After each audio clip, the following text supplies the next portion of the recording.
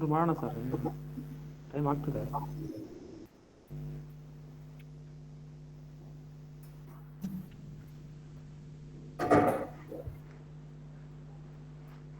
Chandrashekhar sir. Sir ಶುರು ಮಾಡ್ತಾ Suraj, right? Suraj, go ahead. Okay, ಕೇಳಿಸ್ತಾ ಇದೆಯಲ್ಲ ಸರ್? ಕೇಳಿಸ್ತಾ ಇದೆ, ಮಾತಾಡಿ. ಎಲ್ಲರಿಗೂ ನಮಸ್ಕಾರ. ನನ್ನ ಹೆಸರು ಸೂರಜ್ BM. ನಾನು ಮಂಗಳೂರು ವಿಶ್ವವಿದ್ಯಾಲಯದ ಸಾಗರ ಭೂವಿಜ್ಞಾನ ವಿಭಾಗದ 2ನೇ ವರ್ಷದ ವಿದ್ಯಾರ್ಥಿ. ಇಂದು ನಾವು ಬಾಬಾ ಸಾಹೇಬ್ ಚಿಂತನಾ ವೇದಿಕೆ ಮಂಗಳೂರು ವತಿಯಿಂದ ಭಾರತ ರತ್ನ ಡಾಕ್ಟರ್ BR ಅಂಬೇಡ್ಕರ್ ಅವರ ತತ್ವ ಸಿದ್ಧಾಂತಗಳ ಕುರಿತು ಸರಣಿ ಉಪನ್ಯಾಸಗಳ 7ನೇ ಮಾಲಿಕೆಯ ಪ್ರಯುಕ್ತ ನಾವಿಲ್ಲಿ ಸೇರಿದ್ದೇವೆ. ಇಂದಿನ ಉಪನ್ಯಾಸದ ವಿಷಯ role of doctor Baba Saheb Ambedkar in nation building process, ಅಥವಾ ರಾಷ್ಟ್ರ ನಿರ್ಮಾಣದಲ್ಲಿ ಬಾಬಾ ಸಾಹೇಬ್ ಅಂಬೇಡ್ಕರ್ ಅವರ ಪಾತ್ರ ಎಂಬ ವಿಷಯದ ಕುರಿತು ಚಿಂತನೆ ನಡೆಸಲು ನಮ್ಮೊಂದಿಗೆ ಸಂಪನ್ಮೂಲ ವ್ಯಕ್ತಿಗಳಾಗಿ ಕರ್ನಾಟಕ ವಿಶ್ವವಿದ್ಯಾಲಯದ ಭೂಗೋಳಶಾಸ್ತ್ರ ವಿಭಾಗದ ಪ್ರಾಧ್ಯಾಪಕರಾದ ಶ್ರೀಯುತ ಡಾಕ್ಟರ್ ಅರವಿಂದ್ ಮುಲಿಮನಿ ಸರ್ ನಮ್ಮೊಂದಿಗೆ. ಕಾರ್ಯಕ್ರಮದ ಸಂಪನ್ಮೂಲ ವ್ಯಕ್ತಿಗಳಾದ ಶ್ರೀಯುತ ಡಾಕ್ಟರ್ ಅರವಿಂದ್ ಸರ್ ಇವರಿಗೆ ಬಾಬಾ ಸಾಹೇಬ್ ಚಿಂತನಾ ವೇದಿಕೆಯ ಸರ್ವರ ಪರವಾಗಿ ಹೃತ್ಪೂರ್ವಕ ಸ್ವಾಗತವನ್ನು ಕೋರುತ್ತಿದ್ದೇನೆ. ಸ್ವಾಗತಗಳು ಸರ್. ತುಂಬ ಹೃದಯದ ಧನ್ಯವಾದಗಳು.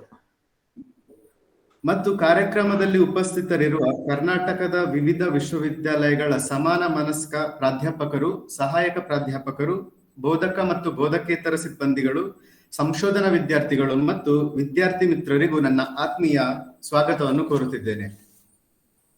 ಇದೀಗ ಭಾರತ ರತ್ನ ಡಾಕ್ಟರ್ ಭೀಮರಾವ್ ಅಂಬೇಡ್ಕರ್ ಅವರ ಸ್ಮರಣಾರ್ಪಕವಾಗಿ ಭೀಮಗೀತೆಯನ್ನು ಪ್ರಸ್ತುತಪಡಿಸಲಿದ್ದಾರೆ ಮಂಗಳೂರು ವಿಶ್ವವಿದ್ಯಾಲಯದ ಇತಿಹಾಸ ವಿಭಾಗದ ಸಂಶೋಧನಾ ವಿದ್ಯಾರ್ಥಿ ಶ್ರೀ ಸುನಿಲ್. ಇದೀಗ ಭೀಮಗೀತೆ.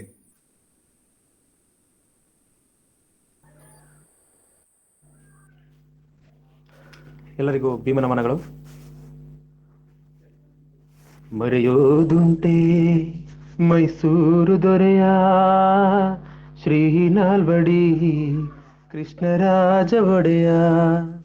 ಮರೆಯೋದುಂಟೆ ಮೈಸೂರು ದೊರೆಯ ಶ್ರೀ ನಾಲ್ವಡಿ ಕೃಷ್ಣರಾಜ ಒಡೆಯ. ಸಾವಿರಾರು ವರ್ಷ ಕಳೆದರು ಸವೆಯದಂತ ಸಾಧನೆಯ, ಸಾವಿರಾರು ವರ್ಷ ಕಳೆದರು ಸವೆಯದಂತ ಸಾಧನೆಯ. ಹಗಲಿರುಳು ಪರಿಹರಿಸಿ ಬಹುಜನರ ವೇದನೆಯ, ಹಗಲಿರುಳು ಪರಿಹರಿಸಿ ಬಹುಜನರ ವೇದನೆಯ. ಆಳರಸರಿಗೆ ಮಾದರಿಯಾದ ರಾಜ ಯೋಗಿಯ. ಮರೆಯೋದುಂಟೆ ಮೈಸೂರು ದೊರೆಯ ಶ್ರೀ ನಾಲ್ವಡಿ ಕೃಷ್ಣರಾಜ ಒಡೆಯ. ರಾಜೋಚಿತ ವಿದ್ಯೆಯ ಕಲಿತು ತತ್ವಜ್ಞಾನಿಯಾಗಿ ಆಡಳಿತ ಸೂತ್ರ ಹಿಡಿಯುತ್ತ ಸ್ವತಂತ್ರ ರಾಜರಾಗಿ. ರಾಜೋಚಿತ ವಿದ್ಯೆಯ ಕಲಿತು ತತ್ವಜ್ಞಾನಿಯಾಗಿ ಆಡಳಿತ ಸೂತ್ರ ಹಿಡಿಯುತ್ತ ಸ್ವತಂತ್ರ ರಾಜರಾಗಿ. ನವ ಮೈಸೂರಿನ ನಿರ್ಮಾತೃಗಳಾಗಿ, ನವ ಮೈಸೂರಿನ ನಿರ್ಮಾತೃಗಳಾಗಿ ನಾಡು ನುಡಿಗೆ ಬಹುಜನರ ಏಳಿಗೆಗೆ ಜೀವ ಕೊಟ್ಟ ದೊರೆಯ. ಮರೆಯೋದುಂಟೆ ಮೈಸೂರು ದೊರೆಯ ಶ್ರೀ ನಾಲ್ವಡಿ ಕೃಷ್ಣರಾಜ ಒಡೆಯ. ಮನುವಾದವ ಮಟ್ಟ ಹಾಕಲು ದಿಟ್ಟ ಕಾನೂನುಗಳ ಮಾಡಿ, ಗೆಜ್ಜೆ ಪೂಜೆ ದೇವದಾಸಿಯಂತ ಅನಿಷ್ಟ ಪದ್ಧತಿಗಳ ದೂಡಿ. ಮನುವಾದವ ಮಟ್ಟ ಹಾಕಲು ದಿಟ್ಟ ಕಾನೂನುಗಳ ಮಾಡಿ, ಗೆಜ್ಜೆ ಪೂಜೆ ದೇವದಾಸಿಯಂತ ಅನಿಷ್ಟ ಪದ್ಧತಿಗಳ ದೂಡಿ. ಸರ್ವ ಜನಾಂಗಕ್ಕೂ ಶಿಕ್ಷಣ ನೀಡಿ ಮನೆ ಮನೆಗೂ ಬೆಳಕನ್ನು ನೀಡಿದ, ಸರ್ವ ಜನಾಂಗಕ್ಕೂ ಶಿಕ್ಷಣ ನೀಡಿ ಮನೆ ಮನೆಗೂ ಬೆಳಕನ್ನು ನೀಡಿದ. ಜನರ ಏಳಿಗೆಗೆ ಜೀವ ಮುಳುಪಿಟ್ಟು ರಾಜ ಋಷಿಯಾದ ದೊರೆಯ. ಮರೆಯೋದುಂಟೆ ಮೈಸೂರು ದೊರೆಯ ಶ್ರೀ ನಾಲ್ವಡಿ ಕೃಷ್ಣರಾಜ ಒಡೆಯ.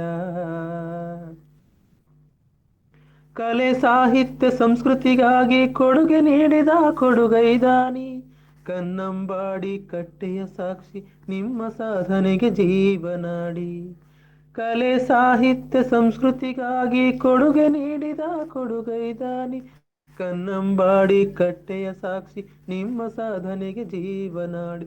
ಆಡಳಿತದ ಅವಕಾಶವ ನೀಡಲು ಬಹುಜನರಿಗೆ ಮೊದಲ ಆದ್ಯತೆ ನೀಡಿದ ಅಚ್ಚಳಿಯದ ಚರಿತೆ ಸೃಷ್ಟಿಸಿದ ಕೆಚ್ಚೆದೆಯ ದೊರೆಯ. ಮರೆಯೋದುಂಟೆ ಮೈಸೂರು ದೊರೆಯ ಶ್ರೀ ನಾಲ್ವಡಿ ಕೃಷ್ಣರಾಜ ಒಡೆಯ. ಸಾವಿರಾರು ವರ್ಷ ಕಳೆದರೂ ಸವೆಯದಂತ ಸಾಧನೆಯ ಹಗಲಿರುಳು ಪರಿಹರಿಸಿ ಬಹುಜನರ ವೇದನೆಯ. ಆಳರಸರಿಗೆ ಮಾದರಿಯಾದ ರಾಜ ಯೋಗಿಯ. ಮರೆಯೋದುಂಟೆ ಮೈಸೂರು ದೊರೆಯ ಶ್ರೀ ನಾಲ್ವಡಿ ಕೃಷ್ಣರಾಜ ಒಡೆಯ. ಶ್ರೀ ನಾಲ್ವಡಿ ಕೃಷ್ಣರಾಜ ಒಡೆಯ.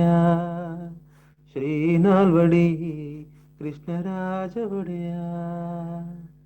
ಜೈ ಭೀಮ್, ಜೈ ಭಾರತ್. ಜೈ ಭೀಮ್, ಜೈ ಜೈ ಭೀಮ್. ಅತ್ಯುತ್ತಮವಾಗಿ ಭೀಮಗೀತೆಯನ್ನು ಪ್ರಸ್ತುತಪಡಿಸಿದ ಶ್ರೀ ಸುನಿಲ್ ಇವರಿಗೆ ಧನ್ಯವಾದಗಳು.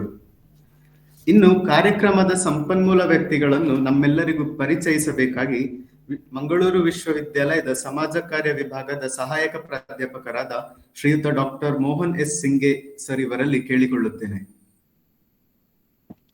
Over to you sir. Mohan S sir. ಎಲ್ಲರಿಗೂ ಜೈ ಭೀಮ್. ಶ್ರೀಯುತ ಪ್ರೊಫೆಸರ್ ಅರವಿಂದ್ ಮೂಲಿಮನಿ ಅವರು ಇವತ್ತಿನ ಈ ಒಂದು 7ನೇ ಬಾಬಾ ಸಾಹೇಬ್ ಚಿಂತನಾ ವೇದಿಕೆಯ ಉಪನ್ಯಾಸ ಮಾಲಿಕೆಯ ಸಂಪನ್ಮೂಲ ವ್ಯಕ್ತಿಗಳಾಗಿರೋದು ನಮ್ಮೆಲ್ಲರ ಸೌಭಾಗ್ಯ. ಅವರ ಪರಿಚಯ ಮಾಡಿಸಲಿಕ್ಕೆ ನನಗೆ ಇನ್ನೂ ಖುಷಿ ಆಗ್ತದೆ. ಶ್ರೀಯುತರು 1989ರಲ್ಲಿ post graduation in geography Karnataka university ಧಾರವಾಡನಿಂದ ಫಸ್ಟ್ ರ್ಯಾಂಕ್ ಗೋಲ್ಡ್ ಮೆಡಲ್ನಲ್ಲಿ ಪಾಸ್ ಆಗಿರ್ತಕ್ಕಂಥ ಮೇಧಾವಿಗಳು. ಅಲ್ಲದೆ ಅವರು 1992ರಲ್ಲಿ MPhil ಡಿಗ್ರಿಯನ್ನ ಮತ್ತು 2002ರಲ್ಲಿ ತಮ್ಮ ಒಂದು highest degree in the world ಅಂತ ಏನು ಹೇಳ್ತೀವಿ PhD ಡಿಗ್ರಿಯನ್ನ ಕರ್ನಾಟಕ ಯೂನಿವರ್ಸಿಟಿ ಧಾರವಾಡನಿಂದ ಪಡೆದುಕೊಂಡಿರ್ತಕ್ಕಂಥದ್ದು. ಅವರ ಒಂದು PhD ಥೀಸಿಸ್ಸು UGC ನ್ಯೂ ಡೆಲ್ಲಿ ಅವರ ಒಂದು ಫಿನಾನ್ಷಿಯಲ್ ಅಸಿಸ್ಟೆನ್ಸ್ ಸಹಾಯ ಧನದೊಂದಿಗೆ ಥೀಸಿಸ್ ಅನ್ನ ಬುಕ್ ಆಗಿ ಪಬ್ಲಿಷ್ ಮಾಡಲಾಯಿತು. ಕರ್ನಾಟಕ ಯೂನಿವರ್ಸಿಟಿ ಧಾರವಾಡದವರು ಅದನ್ನು ಪಬ್ಲಿಷ್ ಮಾಡಿದ್ರು. ಅದರೊಟ್ಟಿಗೆ ಇವರು ಒಟ್ಟಿಗೆ 5 ಪ್ರಖ್ಯಾತ ಪುಸ್ತಕಗಳನ್ನ ಬರೆದಿರ್ತಕ್ಕಂಥ ಕೀರ್ತಿ ಇವರಿಗೆ ಸಲ್ತದೆ. ಅದು ರಾಷ್ಟ್ರೀಯ ಮತ್ತು ಅಂತಾರಾಷ್ಟ್ರೀಯ ಪಬ್ಲಿಷರ್ ಅದನ್ನು ಪಬ್ಲಿಷ್ ಮಾಡಿರ್ತಕ್ಕಂಥದ್ದು ಜಿಯೋಗ್ರಫಿ ಸಬ್ಜೆಕ್ಟ್ನಲ್ಲಿ.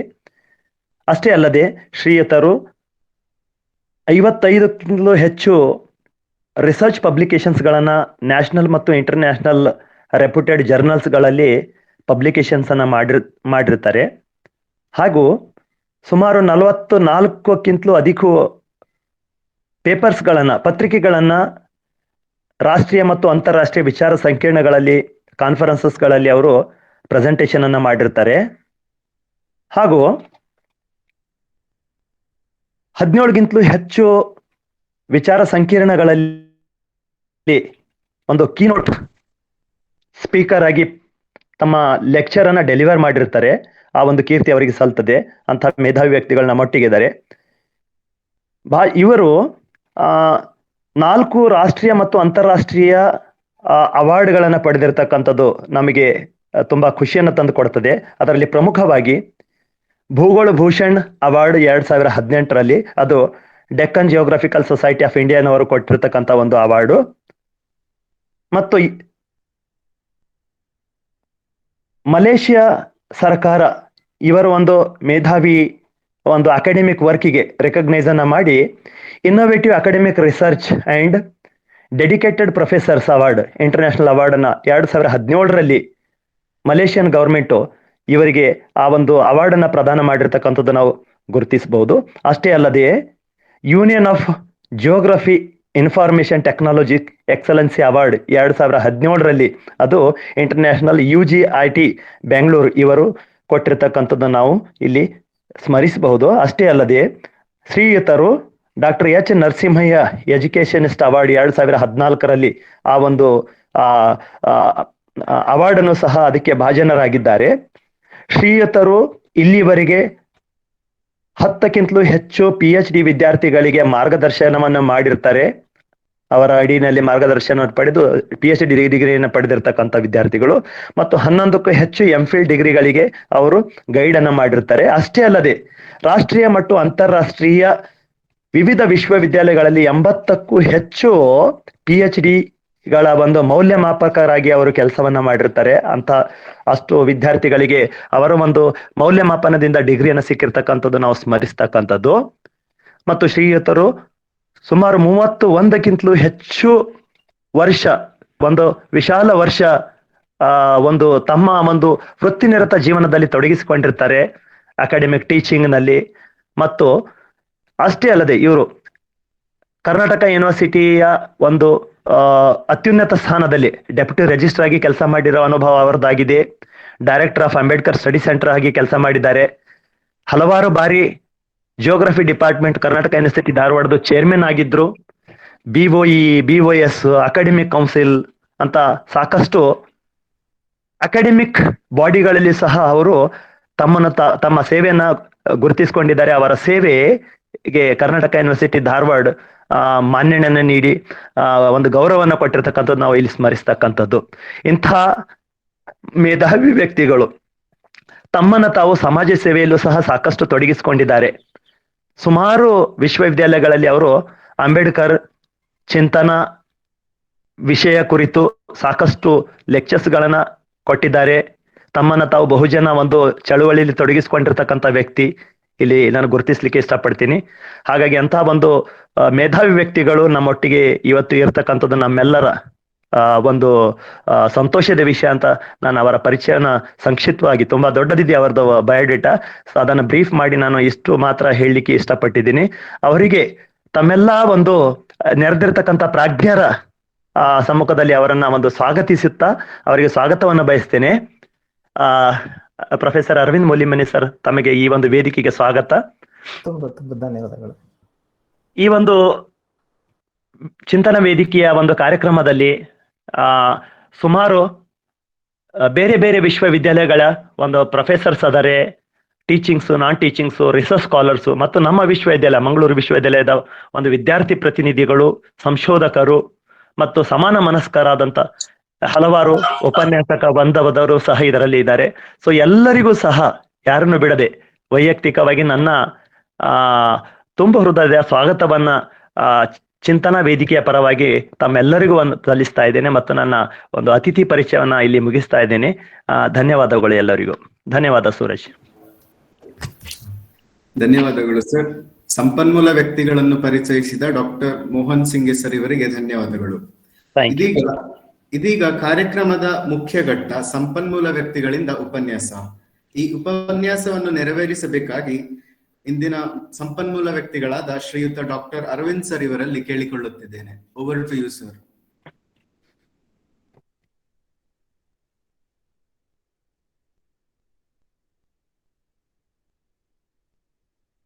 ಆನ್ ಮಾಡ್ಕೊಳ್ಳಿ ಸರ್. ಸರ್ ಮ್ಯೂಟ್ ಆಗಿದೆ ಸರ್. ಹಾ, okay, welcome sir. Doctor Babasaheb ಚಿಂತನ ವೇದಿಕೆಯ ಮಂಗಳೂರು ಹಮ್ಮಿಕೊಂಡಂತ ಈ ಸರಣಿ ಉಪನ್ಯಾಸ ಕಾರ್ಯಕ್ರಮಕ್ಕೆ ಇವತ್ತು ನನಗೆ ನಿಮ್ಮ ಎಲ್ಲರ ಜೊತೆ ಭಾಗಿಯಾಗಲಿಕ್ಕೆ ಒಂದು ಅವಕಾಶ ನೀಡಿದಿರಿ. ಈಗಾಗಲೇ ನಾನು 6 ಸರಣಿಗಳನ್ನ ಕಳ್ಕೊಂಡಿದ್ದೀನಿ.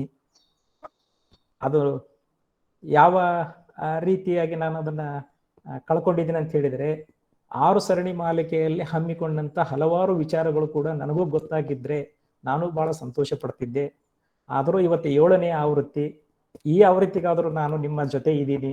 ನೀವು ನನಗೆ ಇಲ್ಲಿ ಮಾತಾಡ್ಲಿಕ್ಕೆ ಒಂದು ಅವಕಾಶ ಕೊಟ್ಟಿದ್ದಕ್ಕಾಗಿ ತಮ್ಮೆಲ್ಲರಿಗೂ, ಈ ಬಾಬಾ ಸಾಹೇಬ್ ಚಿಂತನ ವೇದಿಕೆಯ ಸರ್ವ ಪದಾಧಿಕಾರಿಗಳಿಗೂ ಹಾಗೂ ಇವತ್ತಿನ ಈ ಸರಮಾಲಿಕೆಯಲ್ಲಿ ಹಲವಾರು ವಿಶ್ವವಿದ್ಯಾಲಯದ ಪ್ರಾಧ್ಯಾಪಕರು, ವಿದ್ವಾಂಸರು, ಸಂಶೋಧಕರು, ವಿದ್ಯಾರ್ಥಿಗಳು ಸಹ ಭಾಗಿಯಾಗಿರೋದ್ರಿಂದ ತಮ್ಮೆಲ್ಲರಿಗೂ ಮೊಟ್ಟ ಮೊದಲನೇದಾಗಿ ಜೈ ಭೀಮ್ ವಂದನೆಗಳನ್ನು ಸಲ್ಲಿಸುತ್ತಾ ನನ್ನ ವಿಷಯಗಳನ್ನ ನಾನು ಪ್ರಸ್ತುತಪಡಿಸಲಿಕ್ಕೆ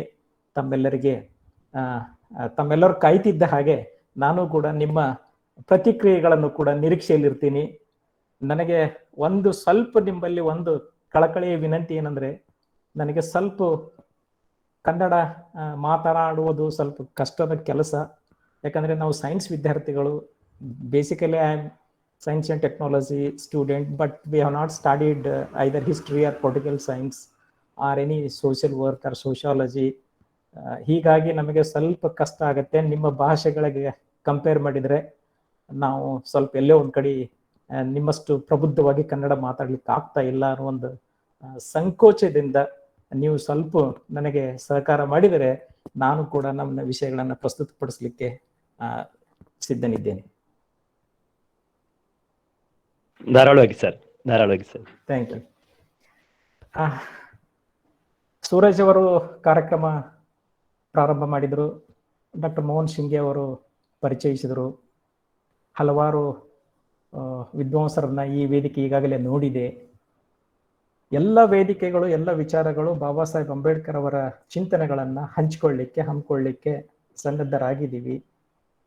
ಆದರೆ 75 ವರ್ಷಗಳ ಭಾರತ ದೇಶದ ಸ್ವತಂತ್ರದ ವರ್ಷಾಚರಣೆಯ ಸಂದರ್ಭದಲ್ಲಿ ನಾವು ಡಾಕ್ಟರ್ ಬಾಬಾ ಸಾಹೇಬ್ ಅಂಬೇಡ್ಕರ್ ಅವರನ್ನ ಪ್ರತಿದಿನ ನೆಲೆಸಿಕೊಳ್ಳುವಂತ ವಾಡಿಕೆ ಇದೆಯಲ್ಲ, ಇದು ಭಾರತ ದೇಶಕ್ಕೆ ಬಾಬಾ ಸಾಹೇಬರು ಕೊಟ್ಟ ದೊಡ್ಡ ಕೊಡುಗೆ. ನಾನು 2 ಸ್ಟೇಟ್ಮೆಂಟ್ಗಳಿಂದ ನನ್ನ ವಿಚಾರಗಳನ್ನು ಸ್ಟಾರ್ಟ್ ಮಾಡ್ತೀನಿ. The person doesn't know the history cannot create the history is well realized and well defined by Dr. Babasaheb Ambedkar. ಯಾರು ದೇಶದ ಇತಿಹಾಸವನ್ನು ಅರಿತಿರಲಾರರೋ ಆ ದೇಶದ ಇತಿಹಾಸವನ್ನು ಸೃಷ್ಟಿ ಮಾಡಲಿಕ್ಕೆ ಸಾಧ್ಯನೇ ಆಗುವುದಿಲ್ಲ. The extremity statement which I wanted to make it to you this in the floor is the dead Ambedkar is most dangerous than the alive is a statement. The today's talk is to be between these two lines statements.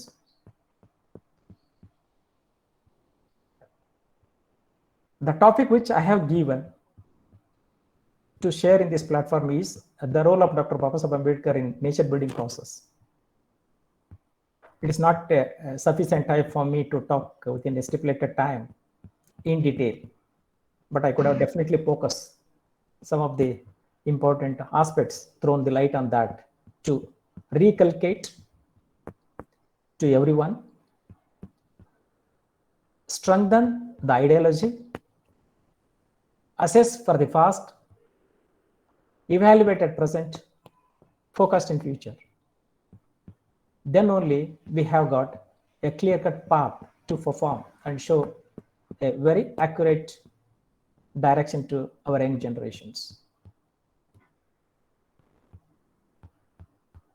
If you look at that, the journey of Dr. Babasaheb Ambedkar life,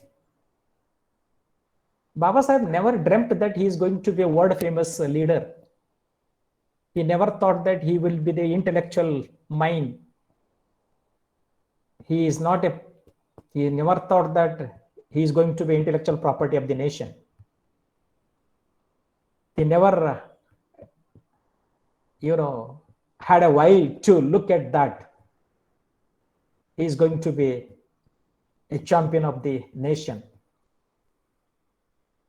He didn't had any single perception that he is going to be a father of Indian Constitution. During those time, the life of Dr. Babasaheb Ambedkar, the situations prevailed at that time, Indian scenario was very horrible and unhuman being, very pathetic. Babasaheb Ambedkar was born and grown up in such a worst system of social system and social evil, was practicing the high peak. The poverty of the people who have been facing is never been reculcate by anybody's mind.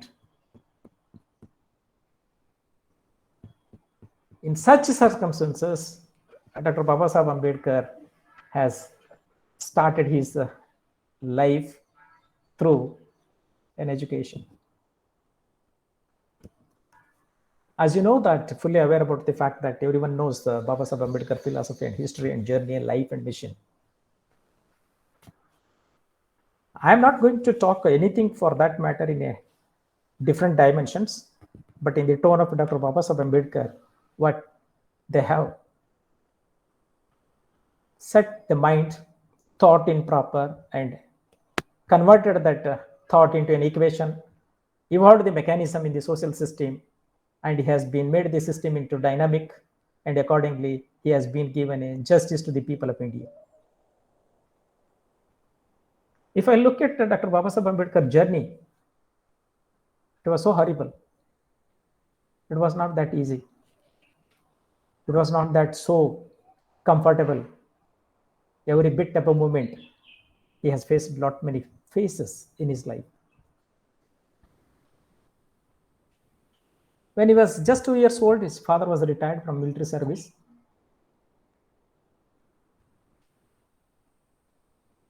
When Babasaheb Ambedkar was just 6 years old, his mother passed away.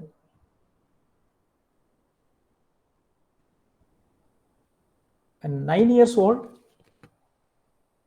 just imagine, when he was 9 years old, he got married with Ramabai. 1900 exactly, started his school education and passed matriculation in 1907. And February 22 of 1913 was very hard day for Dr. Babasaheb Ambedkar, which never forget that day till his last breath. That is,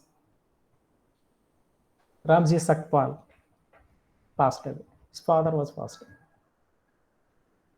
All the while, his father was an instrumental for Dr. Babasaheb Ambedkar for his everything.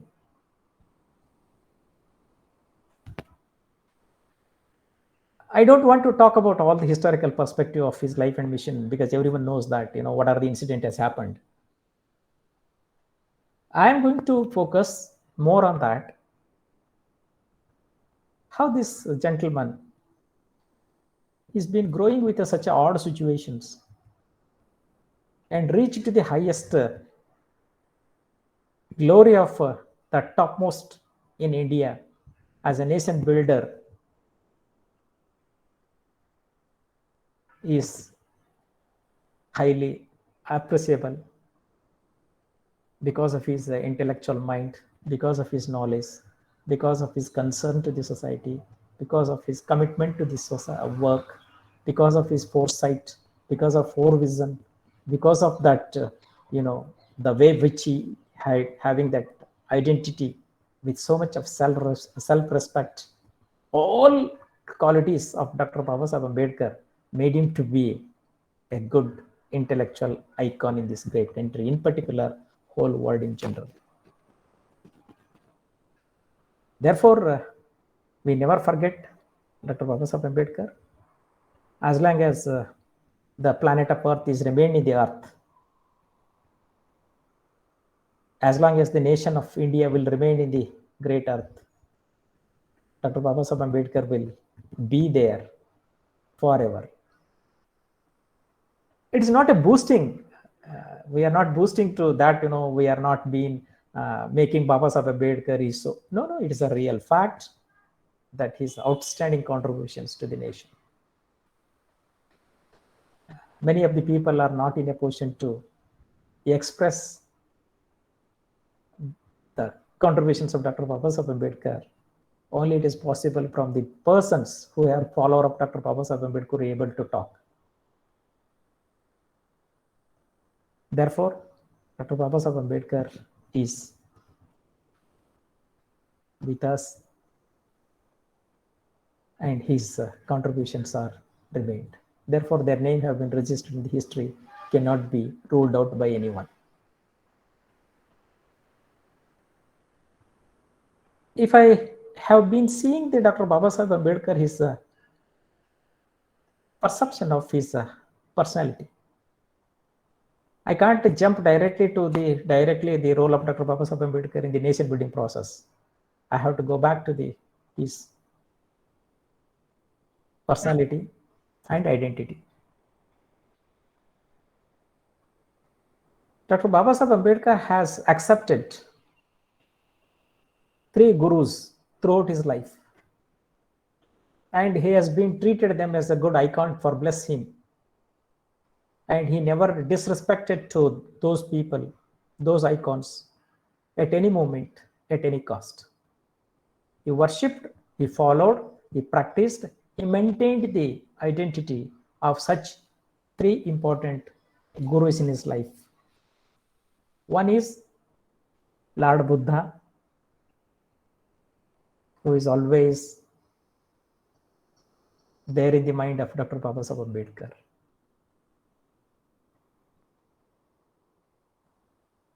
Second one is Sant Kabir, who is an instrumental for changing and transforming his mind, educated by his father when he was a small boy. His father was a very good follower of Sant Kabir. Third one is most important, Guru. He became one of the most important Guru to Dr. Babasaheb Ambedkar is Mahatma Jyotiba Phule. Throughout the history of Babasaheb Ambedkar literature, if any person is diagnosed in a proper way, going to the minute of the micro level of the literature which has been contributed to the whole nation, in particular, rest of the world in general, can able to understand the contributions of Mahatma Phule. Therefore, people will conclude in a such a way that Mahatma Jyotirao Phule is a father of Ambedkar literature. So in this angle, these dimensions, Babasaheb has been grown up. Babasaheb has grown up not only with 3 gurus, but also he has been having 3 important deities.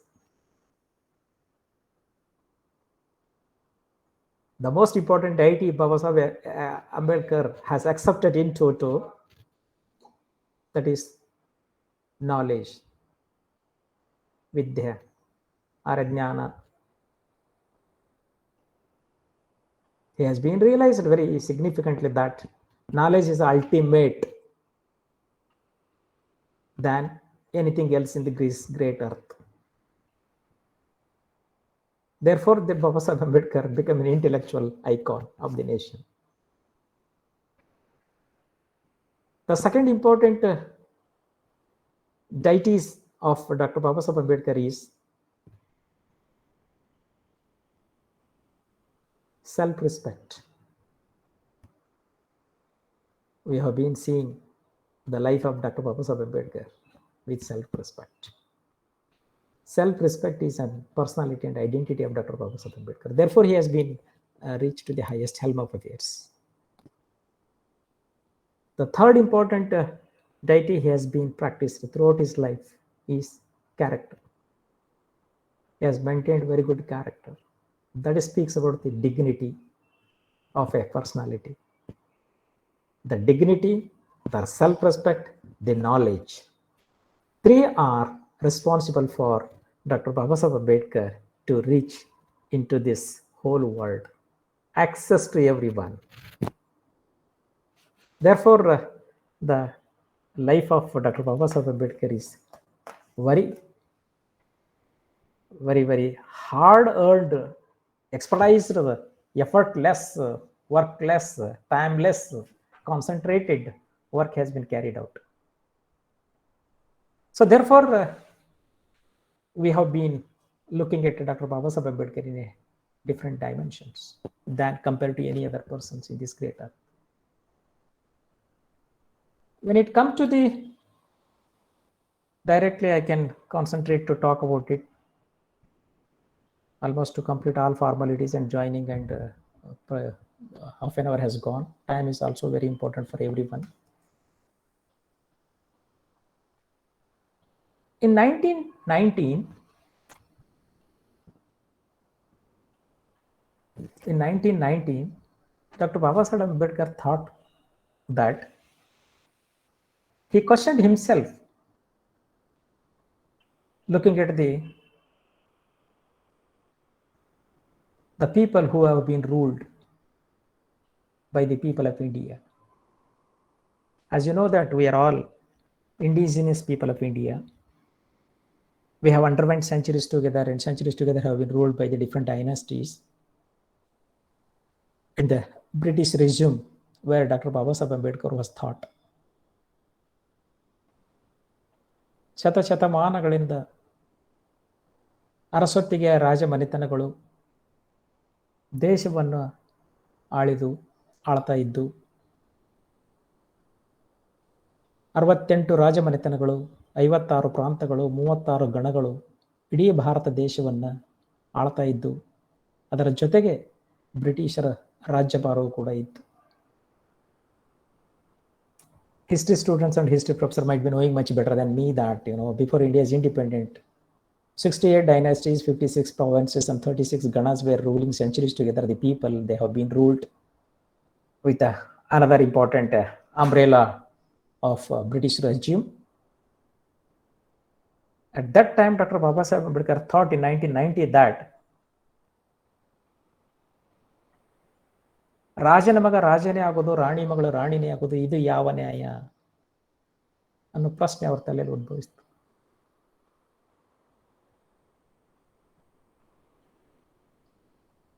ರಾಜಮನೆತನಗಳು ತಮ್ಮದೇ ಆದ ಒಂದು ವ್ಯವಸ್ಥೆಯನ್ನು ಮಾಡಿಕೊಂಡಿದ್ದು, ಅರಸೊತ್ತಿಗೆಯ ರಾಜಕಾರಣ ಮಾಡ್ತಾ ಇದ್ದವು. ಅದನ್ನು question ಮಾಡುವಂತ ಹಕ್ಕು ಯಾವ ರಾಜಮನೆತನದಲ್ಲಿರ್ತಕ್ಕಂಥ ಪ್ರಜೆಗಳಿಗೂ ಇದ್ದಿದ್ದಿಲ್ಲ.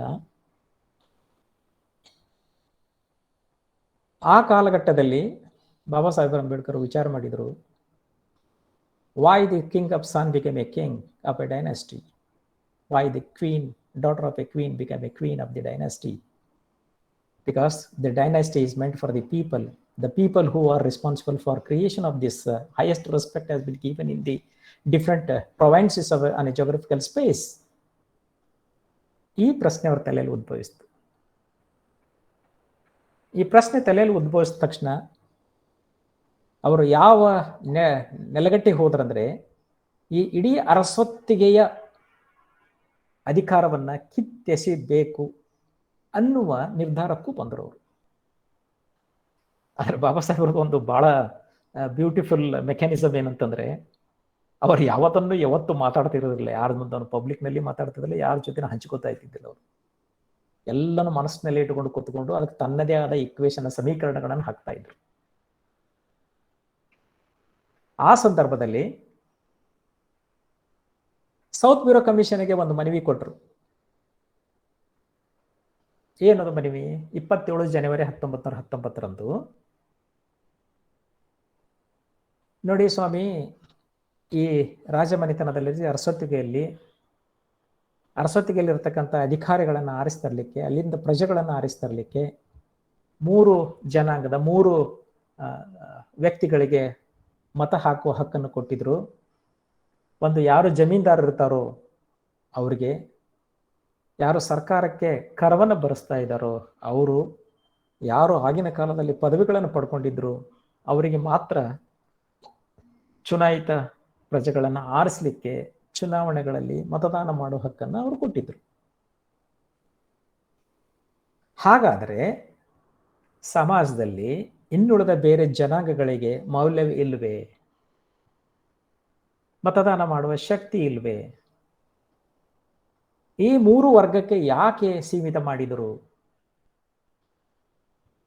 ಅನ್ನೋದನ್ನ ಬಹಳ ಸ್ಪಷ್ಟವಾಗಿ, ಬಹಳ ನಿರ್ದಿಷ್ಟವಾಗಿ, ಬಹಳ ವಿಚಾರಶೀಲತೆಯಿಂದ ಅದನ್ನ ಅಧ್ಯಯನ ಮಾಡಿ ಪ್ರಶ್ನೆ ಮಾಡಿದರು. ಆದರೆ you know that the intellectual mindset of Dr. Babasaheb Ambedkar cannot be questioned by anyone. ನಿಮಗೊಂದು ವಿಷಯನ ಇಲ್ಲಿ ಹೇಳಲಿಕ್ಕೆ ಇಷ್ಟಪಡ್ತೀನಿ. ಎಲ್ಲರಿಗೂ ಗೊತ್ತಿದೆ, ಬಟ್ ನನಗೆ ಸಂದರ್ಭಕ್ಕೆ ಅನುಸಾರವಾಗಿ ನಾನು ಹೇಳಲೇಬೇಕಲ್ವಾ. The entire British government had a fear about only the 2 important persons in this great country. One is Mahatma Gandhi, another one is Dr. Babasaheb Ambedkar. Mahatma Gandhi was emerged as a mass leader for freedom movement. Dr. Ambedkar has emerged as an intellectual mind in the country.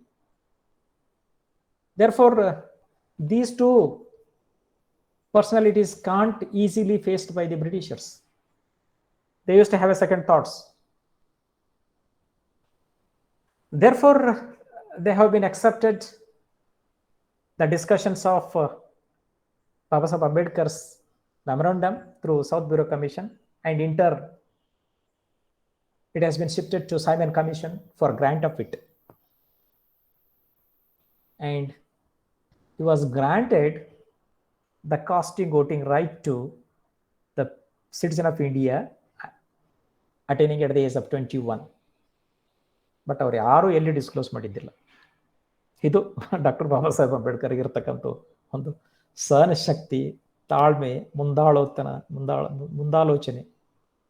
ನಮಗೆ ಯಾರಾದ್ರಿಗೂ ಒಂದು ಏನಾದರೂ ಸಿಕ್ಕರೆ ನಾವು ಎಲ್ಲರ ಮುಂದೆ ಹೇಳಿಬಿಡ್ತೀವಿ, ನಾವು ಇದನ್ನ ಮಾಡಿದ್ದೀನಿ, ನಾನು I am A great man, I am done, ಏನೇನೋ ಮಾತಾಡ್ಕೋತಾ ಇದ್ದೀವಿ.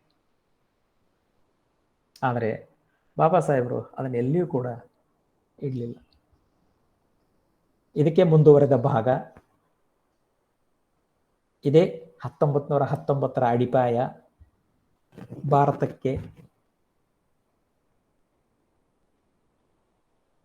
ಒಂದು ದೊಡ್ಡದಾದ ಅಡಿಗಲ್ಲಿನಿಂದ ಪ್ರಜಾಪ್ರಭುತ್ವ ಅನ್ನುವ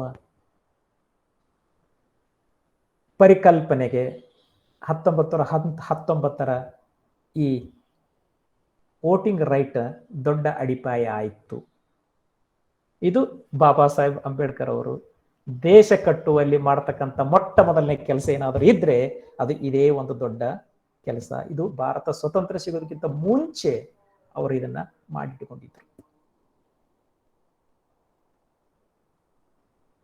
ತದನಂತರ 1922ರಲ್ಲಿ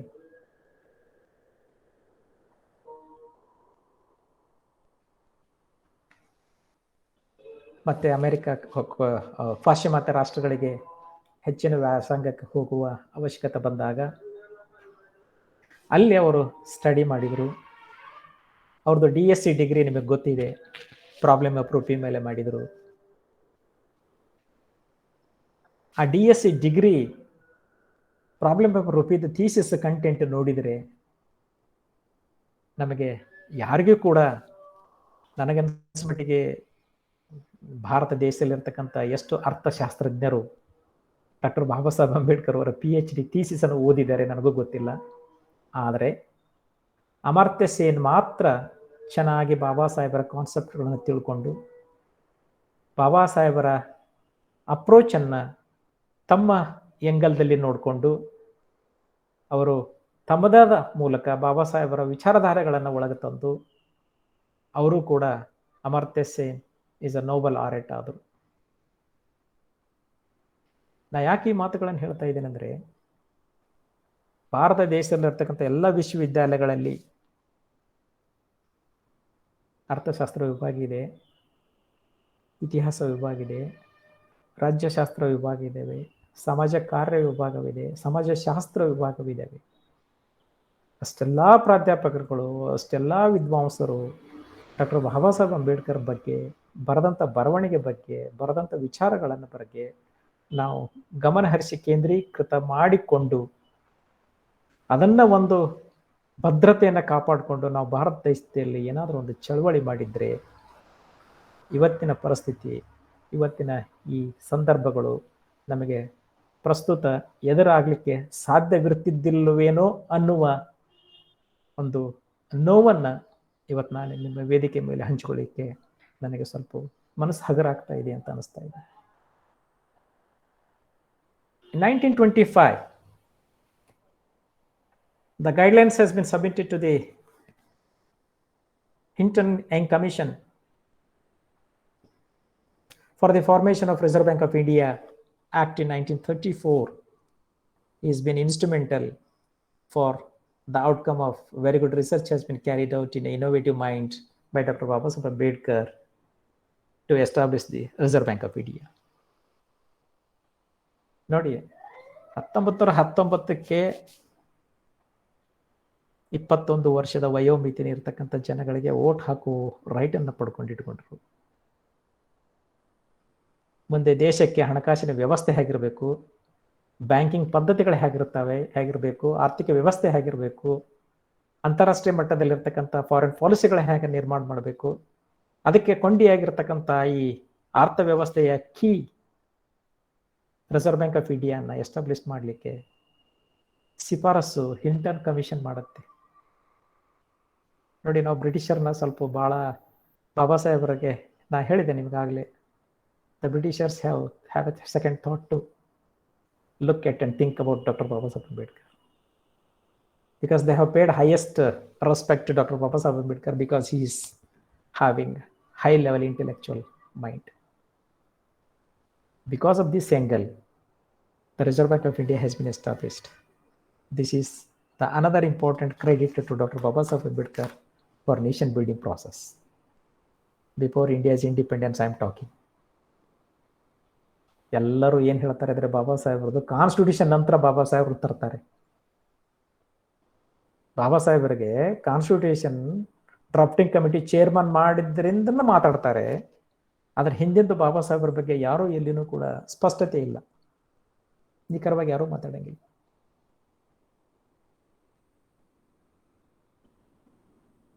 ಇವೆರಡರ ನಡಬರ್ಕೆ 1909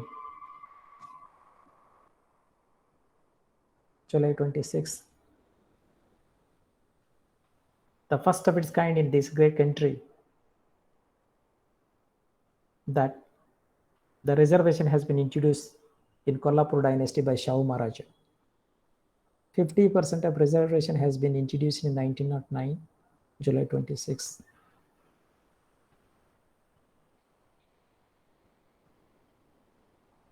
ಬಾಬಾ ಸಾಹೇಬರ ಜೀವನದಲ್ಲಿ, ಅವರ ಜೀವನದುದ್ದಕ್ಕೂ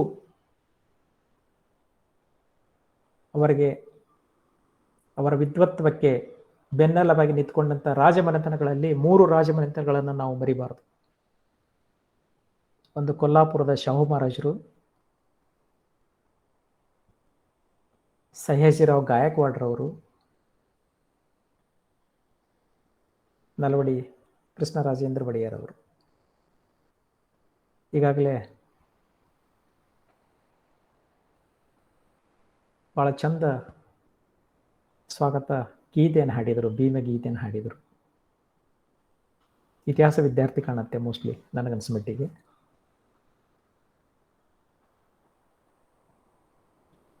ಈ 3 ಮಹಾರಾಜರುಗಳನ್ನ ಬಾಬಾ ಸಾಹೇಬ್ ಅಂಬೇಡ್ಕರ್ ಬಗ್ಗೆ ಮಾತಾಡ್ಬೇಕಂತ ನಾವು ಮರಿಬಾರ್ದು.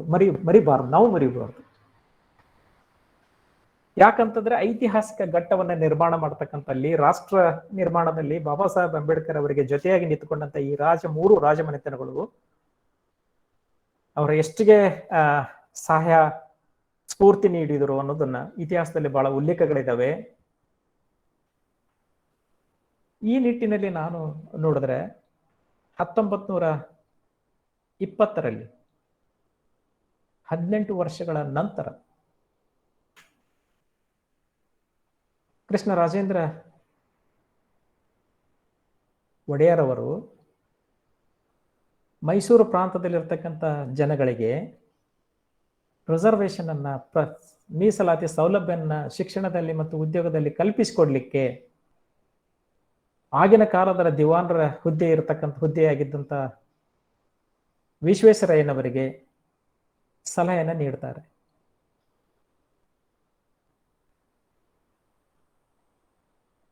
ವಿಶ್ವೇಶ್ವರಯ್ಯನವರು 3 ಬಾರಿ ಆದರೂ ಕೂಡ ಆ ಪ್ರಸ್ತಾವನೆಯನ್ನ ಕ್ಯಾಬಿನೆಟ್ ಮೀಟಿಂಗ್ಗೆ ತರದೇ ಇರುವುದು ಮೈಸೂರು ಮಹಾರಾಜರ ಕೆಂಗಣ್ಣಿಗೆ ಗುರಿಯಾಗ್ತಾರೆ. 3ನೇ ಕ್ಯಾಬಿನೆಟ್ ಮೀಟಿಂಗ್ನಲ್ಲಿ ಬಹಳ ನಿಷ್ಠೂರವಾಗಿ, ನಿಖರವಾಗಿ, ಒಂದು ಸ್ಪಷ್ಟತೆಯ ದಿಟ್ಟತೆಯೊಂದಿಗೆ ರಾಜರು ಕೇಳಿದ ಪ್ರಶ್ನೆ ತತ್ತರಿಸಿ ಹೋದಂತ ದಿವಾನರು ಅಂದ್ರೆ ವಿಶ್ವೇಶ್ವರಯ್ಯನವರು ಮಹಾರಾಜರೇ ಎಷ್ಟು ಚಂದ ಹೇಳ್ತಾರಂದ್ರೆ, 3 ಬಾರಿ ನಾನು ನಿಮಗೆ ಮೀಸಲಾತಿಯ ಸೌಲಭ್ಯವನ್ನು ಕಲ್ಪಿಸಲಿಕ್ಕೆ ಪ್ರಸ್ತಾವನೆಯನ್ನು ಕ್ಯಾಬಿನೆಟ್ ಮೀಟಿಂಗ್ಗೆ ತೆಗೆದುಕೊಂಡು ಬಾ ಅಂತ ಹೇಳಿದರೆ ನೀವು ಪ್ರಸ್ತಾವನೆಯನ್ನು ಸಲ್ಲಿಸಿಲ್ಲ ಯಾಕೆ ಅಂತ ಕೇಳಿದಾಗ, ಅಷ್ಟೊತ್ತಿಗೆ ವಿಶ್ವೇಶ್ವರಯ್ಯ ಅವರು ಅರಸೊತ್ತಿಗೆಯಲ್ಲಿರ್ತಕ್ಕಂಥ ಪುರೋಹಿತ ಶಾಹಿತ್ವ ಬಹಳ ಪ್ರಾಬಲ್ಯವನ್ನು ಬೀರ್ತಾ ಇತ್ತು. ಪುರೋಹಿತ ಶಾಹಿತ್ವದ ಸಂಪರ್ಕದ ಹೆಗ್ಗಳಿಕೆಯ ಖ್ಯಾತಿಯಾದಂಥ ವಿಶ್ವೇಶ್ವರಯ್ಯನವರು, ಸ್ವಾಮಿ ನಾವು ಮೀಸಲಾತಿಯ ಪ್ರಸ್ತಾವನೆಯನ್ನು ತರೋದಿಲ್ಲ, ದಯವಿಟ್ಟು ಅದನ್ನು ಕೈ ಬಿಡಿ, ಆ ಮೀಸಲಾತಿ ಬೇಡ ಅಂತ ಹೇಳಿದರು.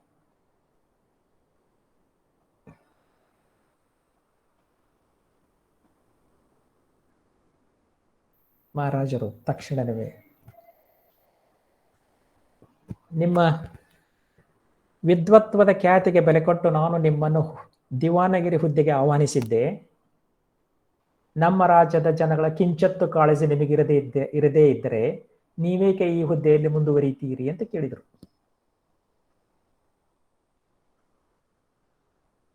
ಅವಾಗ ತಕ್ಕಾಬಿಕ್ಕಿಯಾದಂಥ ವಿಶ್ವೇಶ್ವರಯ್ಯನವರು, ಇಲ್ಲ ನೀವು ಒಂದು ವೇಳೆ ನೀವು ಇದನ್ನು ಬಲವಂತ ಮಾಡಿದರೆ ನಾನು ನನ್ನ ಹುದ್ದೆಗೆ ರಾಜೀನಾಮೆ ಕೊಡ್ತೀನಿ ಅಂತ ಹೇಳಿದ್ರು. ಮಹಾರಾಜರ ಪ್ರತಿಕ್ರಿಯೆ ಏನಿತ್ತಂದ್ರೆ, ನಿಮ್ಮ ರಾಜೀನಾಮೆ ಅವಶ್ಯಕತೆ ನನಗಿಲ್ಲ, ನಾನು ಮೀಸಲಾತಿಯನ್ನ ಇಂಪ್ಲಿಮೆಂಟ್ ಮಾಡಲೇಬೇಕಾಗತ್ತೆ, ಅದಕ್ಕೆ ನಾನು ನಿಮ್ಮನ್ನ ದಿವಾನಗಿರಿ ಹುದ್ದೆಯಿಂದ ತೆಗೆದು ಹಾಕುತ್ತೇನೆ ಅಂತ ಹೇಳಿ ಸರ್ ಮಿರ್ಜಾ ಇಸ್ಮಾಯಿಲ್ ಅವರನ್ನ ದಿವಾನರನ್ನಾಗಿ ಮಾಡಿ 1920ರಲ್ಲಿ ಮೊಟ್ಟ ಮೊದಲು ದಕ್ಷಿಣ ಭಾರತದಲ್ಲಿ ಮೀಸಲಾತಿಯನ್ನು ಅಳವಡಿಸಿಕೊಂಡಂತ ಶ್ರೇಯಸ್ಸು ಮೈಸೂರಿನ ಮಹಾರಾಜರಿಗೆ ಸಲ್ಲಿಸ್ತಾ ಇದೆ. ನಾನು ಯಾಕೆ ಇವೆರಡು ಘಟನೆಗಳು ನಿಮಗೆ ಹೇಳ್ತಾ ಇದ್ದೀನಿ? 1909, 1920 ಇವೆರಡೂ ಘಟನೆಗಳು ಬಾಬಾ ಸಾಹೇಬರಿಗೆ ಬಹಳ ಸ್ಫೂರ್ತಿ ತಂದುಕೊಟ್ಟಂತ ಒಂದು ಐತಿಹಾಸಿಕ, ಜನಸಾಮಾನ್ಯರಿಗೆ ಸಿಗಬೇಕಾದ ನ್ಯಾಯದ ಸಂಕೇತದ ಪ್ರತಿಫಲ ಅಂತ ಬಾಬಾ ಸಾಹೇಬ್ ಅಂಬೇಡ್ಕರ್ ತಿಳ್ಕೊಂಡಿದ್ರು. ಆ ಕಾರಣಕ್ಕಾಗಿ ಬಾಬಾ ಸಾಹೇಬ್ ಅಂಬೇಡ್ಕರ್ ಅವರು ಕಾನ್ಸ್ಟಿಟ್ಯೂಷನಲ್ಲಿ ರಿಸರ್ವೇಶನ್ ಸೇಫ್ ಗಾರ್ಡ್ ಮಾಡಿದ್ರು. ನೋಡಿ ಎಷ್ಟು ನಿಖರವಾಗಿ ಸ್ಪಷ್ಟತೆ ಇದೆ ಅಂದ್ರೆ, 1909ರಲ್ಲಿ ಮಾಡಿದಂತ 50% ಮೀಸಲಾತಿ, 1920ರಲ್ಲಿ ಮಾಡತಕ್ಕಂಥ 50% ಮೀಸಲಾತಿ, ಮೈಸೂರು ಮತ್ತು ಕೊಲ್ಲಾಪುರ ರಾಜಮನೆತನಗಳಲ್ಲಿ ಮಾಡತಕ್ಕಂಥ ಮೀಸಲಾತಿ, ಐತಿಹಾಸಿಕ ವಿಡಿಯೋ ಆನ್ ಮಾಡ್ರಿ ಗೊತ್ತಾಗ್ತದ.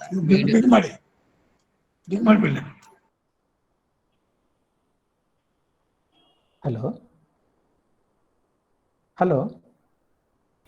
Yes, you can continue, sir. There was some glitch. Okay. Unmute ಮಾಡ್ರಿ ಮಾತಾಡ್ರಿ. ಆಫ್ ಮಾಡಿದೆ.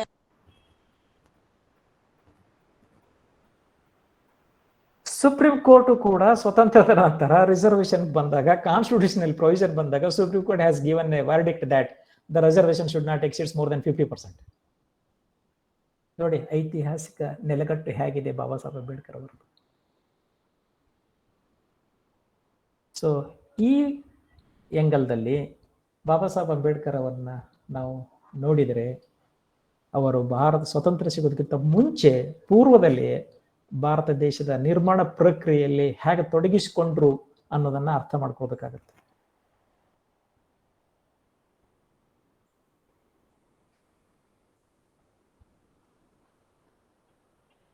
(1932)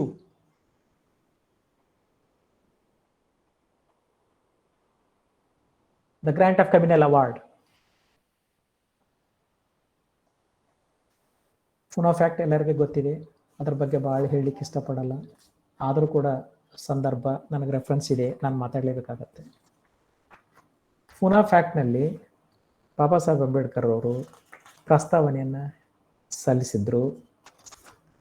ಅದನ್ನೇ ಇನ್ Toto Gandhi has been accepted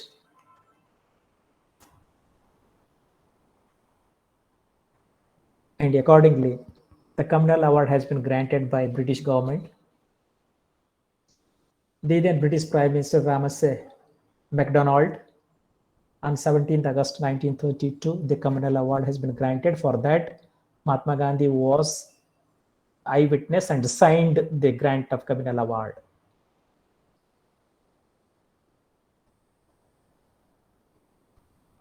ಯಾವಾಗ ಭಾರತ ದೇಶಕ್ಕೆ ಗಾಂಧೀಜಿಯವರು ಬಂದರು, ಕಮ್ಯುನಲ್ ಅವಾರ್ಡ್ ವಿರುದ್ಧ ಪ್ರತಿಭಟನೆ ನಡೆಸಿದರು. ಬ್ರಿಟಿಷ್ ಸರ್ಕಾರ ಕಮ್ಯುನಲ್ ಅವಾರ್ಡನ್ನು ಒಪ್ಪಿಕೊಂಡು ನೀವು ವಿರುದ್ಧ ಮಾತಾಡ್ತೀರಿ, ಹೋರಾಟ ಮಾಡ್ತೀರಿ ಅಂತ ಸಂದರ್ಭಗಳು ಬಂದಾಗ the Communal Award has been signed and granted by British government, where Gandhi was a head responsible when it came to India. He has changed his ideology and he has, against that, he hesitated not to implement the Communal Award in India. Therefore, he was arrested, kept in Yerwad jail. ಇಲ್ಲಿ ಬಹಳ ಮುಖ್ಯವಾದ ಘಟನೆ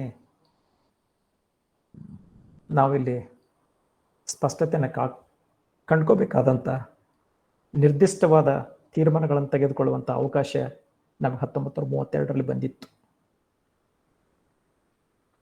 ಯಾವಾಗ ಬ್ರಿಟಿಷರು ಅವ್ರನ್ನ arrest ಮಾಡಿ ಯರ್ವಾಡ್ ಜೈಲಿನಲ್ಲಿ ಇಟ್ಟರು, ಆ ಸಂದರ್ಭದಲ್ಲಿ ಬಾಬಾ ಸಾಹೇಬ್ ಅಂಬೇಡ್ಕರ್ ಅವರಿಗೆ ಬೆದರಿಕೆಯ ಕರೆಗಳು, ಪತ್ರಗಳು, ಒತ್ತಡಗಳು ಹೆಚ್ಚಿದು.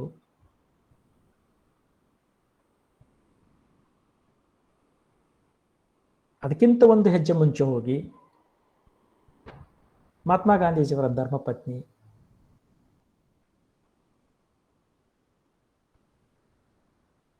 ನನ್ನ ಮಾಂಗಲ್ಯದ ಜೀವ ನಿಮ್ಮ ಕೈಯಲ್ಲಿದೆ, ನನಗೆ ಜೀವದಾನ ಮಾಡಿ ಅಂತ ಬಾಬಾ ಸಾಹೇಬ್ ಅಂಬೇಡ್ಕರ್ಗೆ ಕಣ್ಣೀರಿನಿಂದ ಕೇಳಿಕೊಂಡಂಥ ಕ್ಷಣಗಳು. ಆ ಕಾರಣಕ್ಕಾಗಿ ಬಾಬಾ ಸಾಹೇಬ್ ಅಂಬೇಡ್ಕರ್ ಅವರು ಪೂನಾ ಫ್ಯಾಕ್ಟ್ರಿಗೆ ಸಹಿ ಮಾಡಿದರು. ಸಹಿ ಮಾಡುವಾಗ ಕಣ್ಣಲ್ಲಿಯ ಹವಳದ ಹನಿಯು ತಟ ತಟ ತಟ ತಟನೆ ಬೀಳುವಾಗ ಆ ಹನಿಗಳ ಮಧ್ಯೆಯೇ ಅವರು ಕಮ್ಯುನಲ್ ಅವಾರ್ಡನ್ನು ಹಿಂತೆಗೊಳ್ಳಕ್ಕೆ ಸಹಿ ಮಾಡಿದ್ದು, ಒಪ್ಪಂದವನ್ನು ಮಾಡಿಕೊಂಡದ್ದು ಬಾಬಾ ಸಾಹೇಬರಿಗೆ ಆಘಾತವನ್ನು ತಂದೊಡ್ಡದ್ದಲ್ಲದೆ ಇಡೀ ನನ್ನ ಶ್ರಮದ ಪ್ರತಿಫಲ. ಅವ್ರು ಭಾಳ ಚಂದ ಹೇಳ್ತಾರೆ ಒಂದ್ ಕಡೆ, ನಾನು ಇಂಗ್ಲೆಂಡಿಂದ ಒಂದು ಚಲೋ ಹಣ್ಣು ಮೋಸಂಬಿ ಹಣ್ಣನ್ನು ತಂದಿದ್ದೆ, ಅದನ್ನ ಆ ಮೋಸಂಬಿಯ ಸುಲ್ದು ಬಿಟ್ಟು ಆ ರಸವನ್ನ ಗಾಂಧೀಜಿಯವರು ಕುಡಿದು ತಮ್ಮ ಉಪವಾಸವನ್ನ ಮುಕ್ತಾಯಗೊಳಿಸಿದರು. ಅದರ ಸಪ್ಪೆಯನ್ನ ನನ್ನ ಮುಖಕ್ಕೆ ಎರಚಿಗಿದರು ಅಂತ.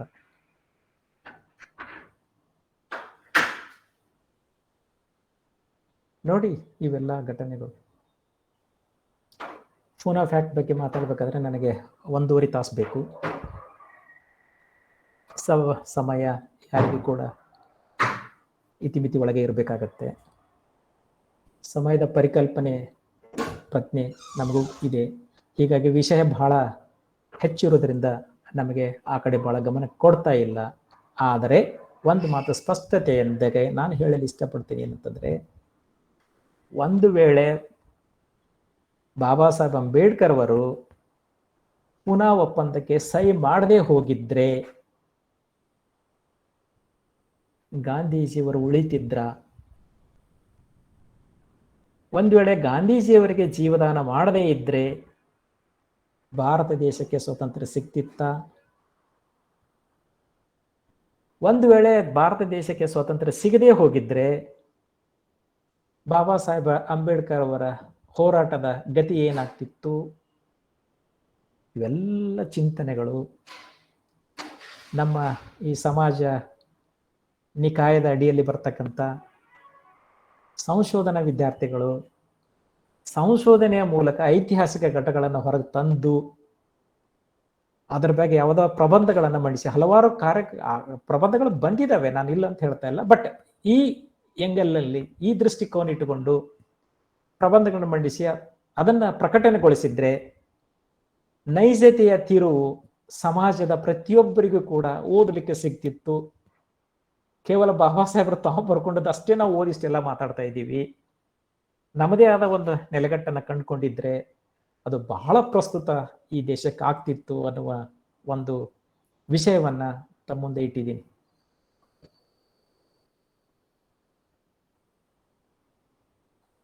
ಯಾವಾಗ ಬಾಬಾ ಸಾಹೇಬ್ ಅಂಬೇಡ್ಕರ್ ಅವರು ಗಾಂಧೀಜಿಯವರಿಗೆ ಜೀವದಾನವನ್ನು ಮಾಡಿದರು, ಆವಾಗ ಸ್ವತಂತ್ರ ಸಂಗ್ರಾಮದ ಹೋರಾಟದ ಮುಂಚೂಣಿ ಹೆಚ್ಚಾಯಿತು. ಈ ಬಾಬಾ ಸಾಹೇಬ್ ಅಂಬೇಡ್ಕರ್ ಅವರ ಇಂಟೆಲೆಕ್ಚುಯಲ್ ಮೈಂಡ್ ನೋಡಿ ಬ್ರಿಟಿಷ್ ಗವರ್ಮೆಂಟು 1942ರಲ್ಲಿ the British government has made Dr. Babasaheb Ambedkar as a labor minister. ಭಾರತೀಯ ಇತಿಹಾಸದಲ್ಲಿ ಎಲ್ಲ ಮಂತ್ರಿಗಳು, ಪ್ರಧಾನಮಂತ್ರಿಗಳು, ರಾಷ್ಟ್ರಾಧ್ಯಕ್ಷರು, ಉನ್ನತ ಹುದ್ದೆಯಲ್ಲಿರ್ತಕ್ಕಂಥ ಪ್ರಜಾಪ್ರಭುತ್ವ ವ್ಯವಸ್ಥೆಯಲ್ಲಿ ನೀವು ಹೆಸರು ಹುಡುಕಾಡ್ಕೋದು ಹೋದ್ರೆ 1947ರಿಂದ ಸಿಗ್ತಾವೆ ವಿನ 47ಕ್ಕಿಂತ ಮುಂಚೆ ನಿಮಗೆ ಯಾರಿಗೂ ಸಿಗೋದಿಲ್ಲ. ಆದರೆ ಬಾಬಾ ಸಾಹೇಬ್ ಅಂಬೇಡ್ಕರ್ 1942ರಲ್ಲಿ ಅವರು ಬ್ರಿಟಿಷ್ ಗವರ್ಮೆಂಟ್ದಲ್ಲಿ ಲೇಬರ್ ಮಿನಿಸ್ಟರ್ ಆಗಿ ಸ್ವತಂತ್ರ ಹುದ್ದೆಯಿಂದ ಕರ್ತವ್ಯನ ನಿರ್ವಹಿಸಿದ್ದು ಇತಿಹಾಸದುದ್ದಕ್ಕೂ ಬಹಳ ಸ್ಮರಣೀಯ. ಆ ನಿಟ್ಟಿನಲ್ಲಿ ಅವರು ಕೊಡಮಾಡಿದ ಭಾರತ ದೇಶಕ್ಕೆ ನೀಡಿದ ಕಾಣಿಕೆಗಳನ್ನು ನೋಡಿದರೆ ಭಾರತ ದೇಶ ಭದ್ರ ಬುನಾದಿಯೊಂದಿಗೆ ರಾಷ್ಟ್ರ ನಿರ್ಮಾಣವನ್ನು ಮಾಡಲಿ ಬಾಬಾ ಸಾಹೇಬ್ ಅಂಬೇಡ್ಕರ್ ಬಹಳ ಪ್ರಮುಖತೆಯನ್ನು ಪಡ್ಕೊಂಡ್ರು. ಅವರ ಹೆಜ್ಜೆ ಗುರುತುಗಳು ಇತಿಹಾಸದುದ್ದಕ್ಕೂ ಉಳಿದು ಆ ಹೆಜ್ಜೆ ಗುರುತುಗಳೇ ನಮಗಿಷ್ಟು ಪ್ರಾಬಲ್ಯತೆಯನ್ನು ನೀಡಿ ನಾವು ಇಷ್ಟೆಲ್ಲ ಮಾತಾಡ್ಲಿಕ್ಕೆ ಪ್ರಯತ್ನ ಮಾಡ್ತಾ ಇದ್ದೀವಿ. ಹಾಗಾದ್ರೆ ಆ ನಿಜವಾದ ಹೆಜ್ಜೆ ಇದ್ರೆ ಏನಾಗಬಹುದು ಅನ್ನುವ ಪರಿಕಲ್ಪನೆ ನಮ್ಮ ತಲೆಯಲ್ಲಿ ಇದ್ದಿದ್ದೇ ಆದ್ರೆ ನಾವು ನಿಜವಾಗಿಯೂ ಬಾಬಾ ಸಾಹೇಬ್ರು ಕಂಡಂತ ಪ್ರಬುದ್ಧ ಭಾರತವನ್ನ ನಿರ್ಮಾಣ ಮಾಡಲಿಕ್ಕೆ ಸಾಧ್ಯ ಆಗ್ತಿತ್ತು. ಆದರೆ ಅದು ಆಗ್ಲಿಲ್ಲ. ಯಾಕಾಗ್ಲಿಲ್ಲ ಅನ್ನೋದಕ್ಕೆ ಮತ್ತೆ ನನಗೆ 3 ತಾಸು ಬೇಕಾಗತ್ತೆ. ಅದರ ಬಗ್ಗೆ ನಾನು ಮಾತಾಡಲ್ಲ. ಇವೆಲ್ಲ ಹಂತಗಳಲ್ಲಿ ನೋಡ್ಕೊಂಡಾಗ 1947ರಲ್ಲಿ ಸ್ವತಂತ್ರ ಸಿಕ್ತು. ಭಾರತ ದೇಶಕ್ಕೆ ಸ್ವತಂತ್ರ ತಂದುಕೊಟ್ಟಂತ ಆಗಿನ ಘಟ್ಟದಲ್ಲಿ ಮುಂಚೂಣಿಲಿರ್ತಕ್ಕಂಥ ಹೋರಾಟ ಮಾಡತಕ್ಕಂಥ ಪ್ರತಿಯೊಬ್ಬರು ಈ ದೇಶಕ್ಕೆ ಬೆವರನ್ನ ರಕ್ತವನ್ನು ಸುರಿಸಿದ್ದು, ಅವರ ಬೆವರಿನ ರಕ್ತದ ಶ್ರಮದ ಮೇಲೆ ನಾವು ಇವತ್ತು ಜೀವನವನ್ನು ನಡೆಸ್ತಾ ಇದ್ದೀವಿ. ಅಂತ ಘಟನೆಗಳನ್ನು ನಾವು ನೋಡಿದ್ರಾಗ ನಾವು ಬಹಳ ಎಲ್ಲೇ ಒಂದು ಕಡೆ ನಮ್ಮದೇ ಜವಾಬ್ದಾರಿ ಇದೆ, ಅವರ ಋಣದ ಮೇಲೆ ನಾವಿದ್ದೀವಿ ಅನ್ನೋ ಭಾವನೆಗಳು ನಮಗೆ ಮೂಡ್ತಾ ಇದ್ದಾವೆ. ಬಾಬಾ ಸಾಹೇಬರು ಸಂವಿಧಾನವನ್ನು ರಚನೆ ಮಾಡುವ ಸಂದರ್ಭದಲ್ಲಿ ಅವ್ರನ್ನ ಅಧ್ಯಕ್ಷರನ್ನಾಗಿ ಆಯ್ಕೆ ಮಾಡಬೇಕೆಂಬ ಸಂದರ್ಭಗಳು ಬಂದಾಗ ಅವರಿಗೆ ಹಲವಾರು ವಿರೋಧಗಳು ಬಂದಿದ್ದು. ಆ ವಿರೋಧಗಳು ಎಷ್ಟು ಮಟ್ಟಿಗಿದ್ವು ಅಂತಂದ್ರೆ ಬಹಳ ಸೂಕ್ಷ್ಮತೆಯ ವಿರೋಧಗಳಿದ್ದು. ಅವೆಲ್ಲವೂ ಕೂಡ ಹೊರಗೆ ಉಳಿದದ್ದು, ಅವೆಲ್ಲವೂ ಕೂಡ ಹೊರಗೆ ಹೋದದ್ದು ಕೇವಲ ಬಾಬಾ ಸಾಹೇಬರ ಇಂಟೆಲೆಕ್ಚುಯಲ್ ಮೈಂಡಿಂದ. ಒಂದು ಸಂದರ್ಭ ಇದಕ್ಕೋಸ್ಕರ ಇಂಟೆಲೆಕ್ಚುಯಲ್ ಮೈಂಡ್ಗೆ ಸಂಬಂಧಪಟ್ಟಂತೆ ಹೇಳಬೇಕಾಗತ್ತೆ.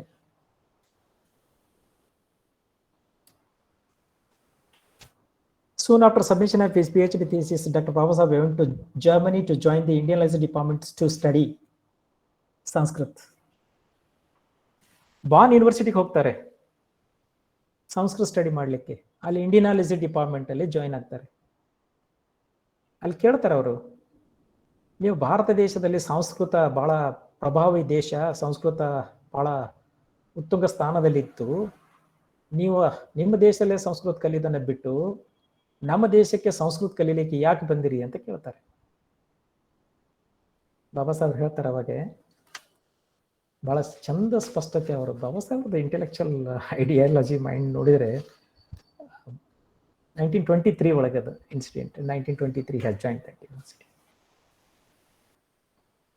The people of India has not been permitted me to study Sanskrit because the entire Sanskrit is been understood by me. I could be able to come out with that, and their hidden agenda has been coming out. Because of that, they have prevented me to not to study, not to learn Sanskrit. They were not taught, they were not studied. ಅವ್ರು ಹೇಳೋದು ಎಷ್ಟು powerful ಇದೆ ಅಂದ್ರೆ, ಸ್ಕೂಲಿಗೆ ಹೋಗ್ಬೇಕಾದ್ರೆ ಅವ್ರು ಚಪ್ಪಲಿ ಮೇಲ್ವರ್ಗದ ಜಾತಿಯ ವಿದ್ಯಾರ್ಥಿಗಳು ಚಪ್ಪಲಿ ಬಿಡ್ತಕ್ಕಂಥ ಜಾಗದಲ್ಲೇ ಕೂತ್ಕೋತಾ ಇದ್ರು. ಅಸ್ಪೃಶ್ಯತೆ ಇತ್ತು. ಅಸ್ಪೃಶ್ಯತೆ ಎಷ್ಟರ ಮಟ್ಟಿಗೆ ಇತ್ತಂದ್ರೆ, ಚಪ್ಪಲಿ ಜಾಗದಲ್ಲಿ ಕೂತು ಕಲಿತಂತ ಒಬ್ಬ ಬಾಬಾ ಸಾಹೇಬ್ ಅಂಬೇಡ್ಕರ್ ಪ್ರಪಂಚಕ್ಕೆ ಮಾದರಿಯಾದಂಥ ಒಬ್ಬ ವ್ಯಕ್ತಿ. ಆದರೆ ಚಪ್ಪಲಿ ಹೊರಗೆ ಬಿಟ್ಟು ಸ್ಕೂಲಲ್ಲಿ ಇರ್ತಕ್ಕಂಥ ವಿದ್ಯಾರ್ಥಿಗಳು ಈ ದೇಶದಲ್ಲಿ, ಜಗತ್ತಿನಲ್ಲಿ ಎಲ್ಲಿ ಹೋದ್ರು ಯಾರಿಗೂ ಕೂಡ ಸಿಗ್ತಾ ಇಲ್ಲ. ಅಂತ ಮೇಧಾವಿಯ ಪ್ರಖರತೆ ಹೇಗಿತ್ತು ಅಂದ್ರೆ, ಜರ್ಮನಿಯಲ್ಲಿ Bonn school Indology department ಇದ್ದಾಗ ಅವ್ರ ಗೈಡ್ ಲೆಟರ್ ಬರೀತಾರೆ, Edward Cannon. Mister Ambedkar, I have gone through your thesis meticulously. I have gone through your thesis very meticulously, but I am not happy with this word. Can it possible come back and change the word? Therefore, it could be very good flow to the work which you have carried out, could have a sense in it ಅಂತ ಬರೀತಾರೆ. Letter ಬರೀತಾರೆ. ಅವಾಗೆಲ್ಲ phone ಇದ್ದಿಲ್ಲ, mobile ಇದ್ದಿಲ್ಲ, internet ಇದ್ದಿದ್ದಿಲ್ಲ, ಏನೂ ಇದ್ದಿಲ್ಲ. ಅವಾಗಿನ 1922-23, I am talking way back 1923.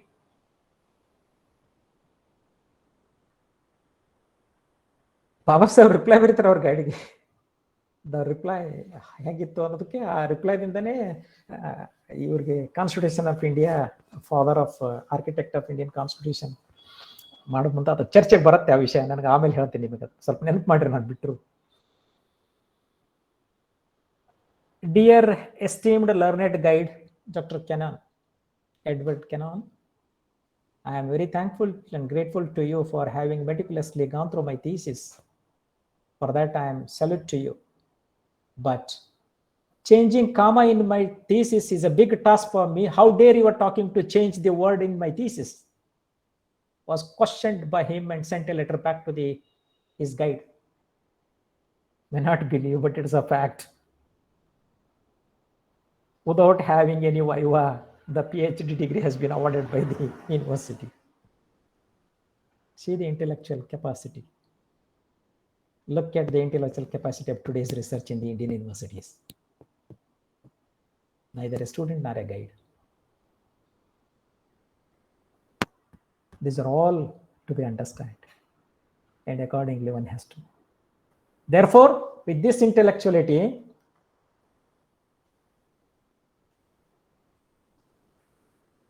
the way which he was thought of to talk about it, the conspiracy was going on.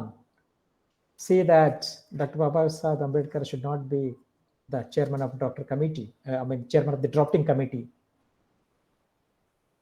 They went to Lord Jennings,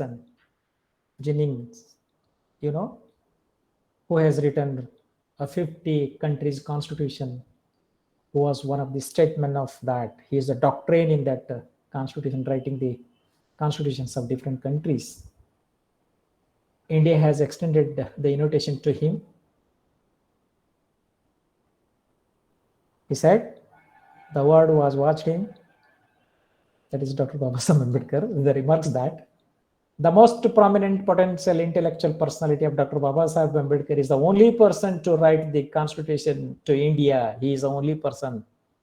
None of him, none other than anybody else cannot be suits to write the constitution of India. Therefore, you have to invite Dr. Babasaheb Ambedkar to be the drafting committee chairman. This is the last resort of the people who have been made a conspiracy at that time. Ultimately, it has come to the Dr. Babasaheb Ambedkar to write the constitution of India. Therefore, Dr. Babasaheb Ambedkar is a father of Indian constitution.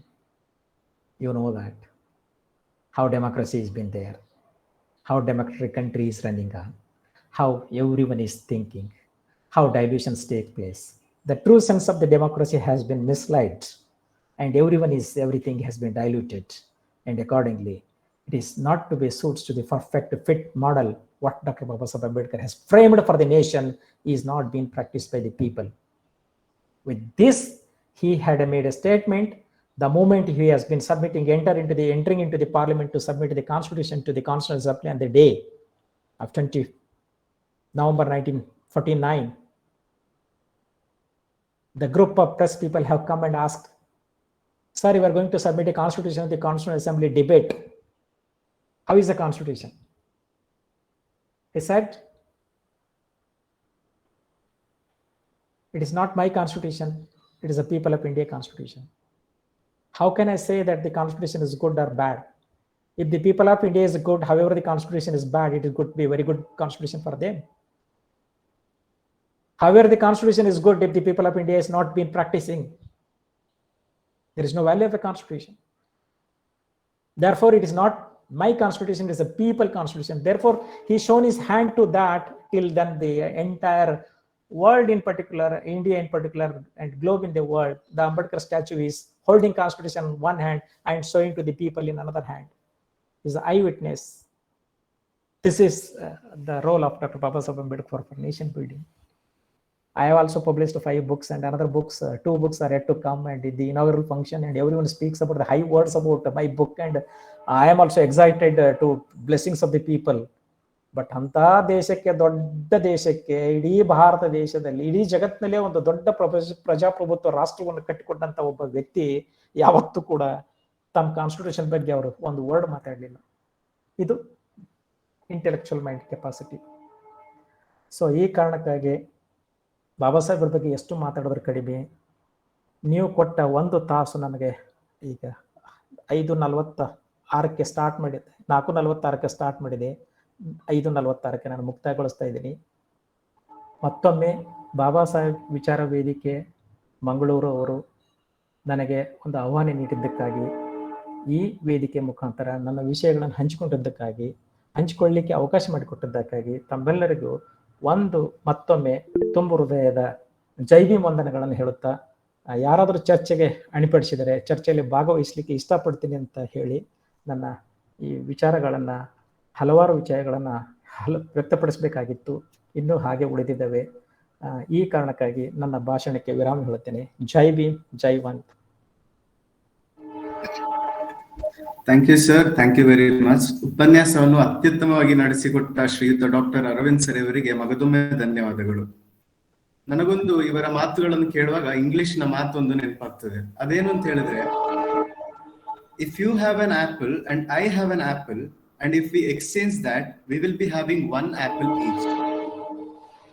But if you have an idea and I have an idea, and if we exchange that, we will be having 2 ideas each.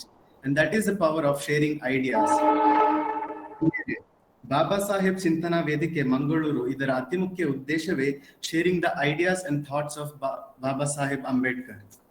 ಈ ನಿಟ್ಟಿನಲ್ಲಿ ನಮ್ಮ ಅತಿಥಿಗಳು ತುಂಬಾ ಅತ್ಯುತ್ತಮವಾಗಿ ಮಾತನಾಡಿದ್ದಾರೆ. ಈಗ ಅವರ ಮಾತುಕತೆಯ ಕುರಿತು ಚರ್ಚೆ ಹಾಗೂ ಸಂವಾದಗಳಿಗೆ ಈ ವೇದಿಕೆ ಸಿದ್ಧವಾಗಿದೆ.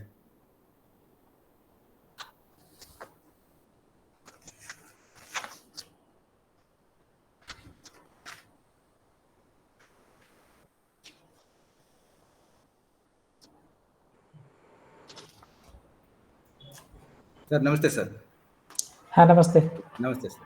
ಹೇಳಿ. ಬಹಳ ಸೊಗಸಾಗಿ, ಬಹಳ ಸೌಮ್ಯದಿಂದ ತಮ್ಮ ವಿಷಯ ರಾಷ್ಟ್ರ ನಿರ್ಮಾಣದಲ್ಲಿ ಬಾಬಾ ಸಾಹೇಬ್ ಅಂಬೇಡ್ಕರ್ ಅವರ ಪಾತ್ರ, ಬಹಳ ವಿದ್ವತ್ಪೂರ್ಣವಾದ ಮಾತುಗಳನ್ನು ಆಡಿದೆ ಸರ್. 1 ಗಂಟೆ ಒಳಗೆ ಈ ವಿಷಯವನ್ನ ಚರ್ಚೆ ಮಾಡ್ಲಿಕ್ಕೆ ಸಾಧ್ಯನೇ ಆಗದೇ ಇರೋ ವಿಷಯನ ಎಲ್ಲ ವಿಷಯಗಳನ್ನು ತಾವು ಕೈಯಾಡಿಸಿದ್ರಿ, ಎಲ್ಲ ತಗೊಂಡ್ರಿ. 1-2-3 ವಿಷಯಗಳೇನಂತಂದ್ರೆ, ಅವ್ರದ್ದು ಬಹಳ ಮುಖ್ಯವಾದ ಕೊಡುಗೆ ಈ ದೇಶಕ್ಕೆ ಅಂದ್ರೆ ಹಿಂದೂ ಕೋಡ್ ಬಿಲ್ ಒಂದು. ಆಮೇಲೆ ಕಾರ್ಮಿಕರಿಗೆ ಅವರು ಕಾನೂನು ಮಂತ್ರಿಯಾಗಿ, ಕಾರ್ಮಿಕ ಮಂತ್ರಿ ಆಗಿದ್ದಾಗ, ಬ್ರಿಟಿಷ್ ಆಡಳಿತ ಸರ್ಕಾರದಲ್ಲಿ ಕಾರ್ಮಿಕ ಮಂತ್ರಿ ಆಗಿದ್ದಾಗ ಕಾರ್ಮಿಕರಿಗಾಗಿ ಕೊಟ್ಟಂತ ಕೊಡುಗೆಗಳಿದೆಯಲ್ಲ, ಅಲ್ಲಿ ಗಣಿಗಳಲ್ಲಿ ಕೆಲಸ ಮಾಡ್ತಿದ್ದ ಕಾರ್ಮಿಕ ಮಹಿಳೆಯರು ಅಲ್ಲಿಯ ಪರಿಸ್ಥಿತಿಗಳು, ಅವತ್ತಿನ ಪರಿಸ್ಥಿತಿಗಳಿಗೆ ಅವರಿಗೆ ಹೆರಿಗೆ ಭತ್ಯೆಗಳು, ರಜೆಗಳು ಇತ್ಯಾದಿ ಇತ್ಯಾದಿ ಇತ್ಯಾದಿ ತುಂಬಾ ಇದೆ ಸರ್. ಬಾಬಾ ಸಾಹೇಬ್ ಅಂಬೇಡ್ಕರ್ ಅವ್ರ ಬಗ್ಗೆ ಮಾತಾಡಕ್ ಕೊಟ್ರೆ ಅದು ಒಂದು ಸಮುದ್ರ ಇದ್ದ ಹಾಗೆ. ನಾವು ಒಂದು ಮುಗದಷ್ಟು ಒಂದು ಕೈಲಿ ತಗಿಲಾದಷ್ಟು ಕಷ್ಟ ಅವರ ವಿಷಯಗಳನ್ನ ನಾವು ಪ್ರಸ್ತುತಪಡಿಸೋದು. ತುಂಬಾ ಮಹತ್ವಪೂರ್ಣವಾದ ವಿಷಯಗಳನ್ನ ನೀವು ಚರ್ಚೆ ಮಾಡಿಸಿದ್ರೆ ಧನ್ಯವಾದಗಳು. ಯಾರ್ಯಾರು ಮಾತಾಡಿದ್ರೆ ಮಾತಾಡ್ಬೋದು. ಚಂದ್ರಶೇಖರ್ ಅವರೇ. ಹಾ ಸರ್. ನಾನು ಸೂಕ್ಷ್ಮೆಯಿಂದ 1942 ಬ್ರಿಟಿಷ್ ಗವರ್ಮೆಂಟ್ ಬಾಬಾ ಸಾಹೇಬ್ ಅಂಬೇಡ್ಕರ್ ಲೇಬರ್ ಮಿನಿಸ್ಟರ್ ಆದ್ರ ಅಂತ ಹೇಳಿದ್ನಲ್ಲ, ಹೌದು ಸರ್. ಅದ್ರ ಒಳಗೊಂಡೇ ನಾ ಮಾತಾಡೋದು. ಇರ್ಲಿ, ಯಾಕಂದ್ರೆ ಏನಾಗತ್ತ, ನಮಗೆ ಒಂದು ತಾಸಿನಲ್ಲಿ ಎಲ್ಲಾನು ಹೇಳಲಿಕ್ಕೆ ಸಾಧ್ಯತೆಗಳು ಕಡಿಮೆ.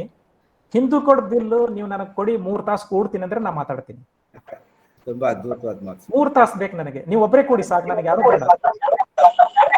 ಯಾಕಂತ